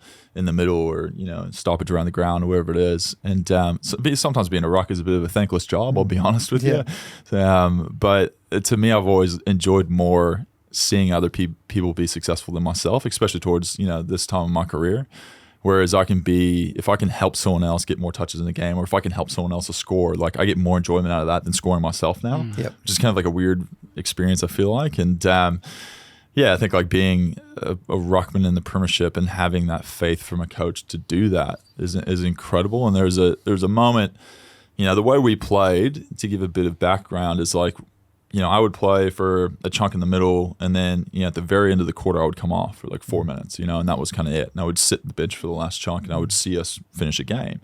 And we had won, I think, like 7 or 11 games or something like that within like 6 points. And it was like crazy. Like, we were winning all these close games. I was always like on the bench watching it, and you kind of feel that like, oh, I can't do anything, but I'm like there, and like you're like, oh, it's out of my hands. And, back on that bench again. Yeah, back on that bench again. And in that grand final, I remember at one point we had kind of like kicked the goal, and there's about 4 minutes left, and I was thinking, all right, like, so my job's kind of done. Like, I'll get pulled off here, and I kind of look over to the interchange, and I don't see my number up there, and I'm kind of going, okay, that's a bit odd. I guess we'll go for another minute or so and see how we go. And we kicked another goal, I think it was, and I looked over, and my name still wasn't up there. And I think I just had this realization in the time. I was like, oh snap! Like, he's putting full faith in me to finish this game out. Like. Stop looking, it's done. Yep. Like, you're going to be the ruckman for the rest of this game. Like, give it everything you can possibly give.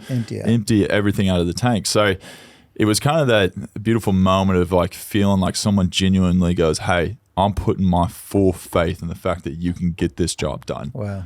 And after that whole story, it's a beautiful kind of thing to like feel that, and then to know that probably in the time, that feeling of that, and looking over there and just, knowing that you're part of that group that is the most trusted to finish the job. And there's something cool about that. And it was something I probably didn't experience as much throughout the year. And then to be in the biggest moment on the biggest stage, to then be trusted in that moment to be able to perform, is something that, you don't take for granted. You go, shit, like that's pretty incredible. Like, pretty cool to say that, you can be part of that group in the middle that, is trusted to get the job done. And thank goodness that you saw it that way. I imagine there would be some fear, like everything you've been through. It'd be scary to go and play after you've had such major injuries, such serious things. This is impacting your body, your physical function. Yeah, I think the day before I was sitting there and I was doing my laundry or something, and I remember just having a moment. I go, in 24 hours, you're your life's going to change in one way or the other. You're either going to be super happy and you're going to go, man, I went from zero, literally never hearing of the sport, to then winning a premiership and being on the top of the mountain. Or you could go to being extremely depressed again, saying I had 2 chances at this and I missed both of them. And it was that kind of moment of like, life's going to change pretty quickly, and like, try to make the most of tomorrow, and try to get some sleep tonight, first of all, but like understand that tomorrow is going to be a massive day in your life that you'll never forget. And it's cool. Like, no, I mean, it's stressful, it's everything else, but like to challenge yourself allows you to have these experiences that you'll never forget and that kind of shape you as a person. If you never challenge yourself, you just continue in the same direction and trajectory, and you never grow as a person or anything like that. But to be able to put yourself in hard situations and hard instances that you have to really fight through, or really kind of push yourself to be able to be successful at, it changes you and it morphs you into a person that can be able to handle adversity and everything else better going forward. And I think, like, looking at the things I've been through and the experiences I've had, me as the person that met Trevor there, the mantra over on Jollymont is a totally different person to the person I am today. And that's a lot of it is the experiences I've experienced in AFL, outside of AFL, the trials and tribulations I've had, the ups and downs of the roller coasters, and everything else that's kind of shaped me as the person that I am now, that I like to think I'm a way better, well-rounded person that understands life a lot better than I ever thought I would. And now I'm extremely comfortable in my own skin doing my own thing, and that was something I just never had before. Mate, you know I love you, and my family. It's mutual. Thank you, buddy. Such an honour to have you with us today. I just think the story of, they talk about the magic happening outside the comfort zone. I think that's why there's been so much magic, because you've been so far outside of the comfort zone. No. Craig Fly often says to me, people will not know how incredible Mason's story is until he's finished, because until they stop and reflect back, they won't stop judging and assessing him. And when they look back, they'll go, holy crap, look what he did under our noses the whole time we were actually critiquing him. Yeah. Because it's amazing, big game player, big game human, you do amazing things, you come back from the deepest stuff. We'll send you off with some FutureLab products because for your longevity, but we'll also get them approved. So a few more years, you got to keep playing with Craig McRae. We'll get them approved through Joe. I keep telling Fly, I was like, feel free whenever you're ready to sign the contract, you let me know. So we're gonna set you up for your longevity. But tell us a question we ask everybody to finish off. What if we were, with all this incredible wisdom that we're all discovering, if we're able to give you an extra 10, 15, 20 years of incredible health and incredible life force at the end of what you would consider, life to be, so maybe into your 80s or 90s or whatever, why would you want that? What would you do with an extra 10, 15, 20 years of great health? Continue what I'm doing. I think I'm just enjoying life. Like, I never expected to be here, never anticipated anything like that. And I feel like I've lived 20 lifetimes in the last 10 years. Like, I really have. And if I can continue to do that, like, and continue to be happy and continue to form connections with amazing people like yourself, like, that's what life's all about. Like, we're people that love connection. Human beings love connection. And I think that's what brings us joy and happiness. And if I can do that for as many people along the way as possible, then I feel like I'm living a fulfilled life. Sounds good. The little Texan, hey? Little Texans, he's grown. Little Texans become a man. Very kind. Thank you so much for sharing your story. I had no idea. As I said, I've seen all the tape and I see all these things, but even for someone that thinks I sort of follow footy-ish, maybe not as strongly as some others, just have no idea what people are going through. And I kind of knew stories like, this guy's come from the US and he played basketball. Never really stopped to think about it, but I feel honoured that I was able to hear all that and, just amazing what you've been through. So I'm looking forward to watching you on the screen now of going, I know him. I know him a little bit better than most people. We're best friends now, like you and Trev. Thank you so much. That's been great. No, thanks so much for having me on the platform. And I'll see you for work tomorrow, mate. Sounds for your good. birthday. That's it. Happy birthday for tomorrow. Happy birthday. Happy birthday. Thanks, I appreciate it. Thank you, Mason Cox.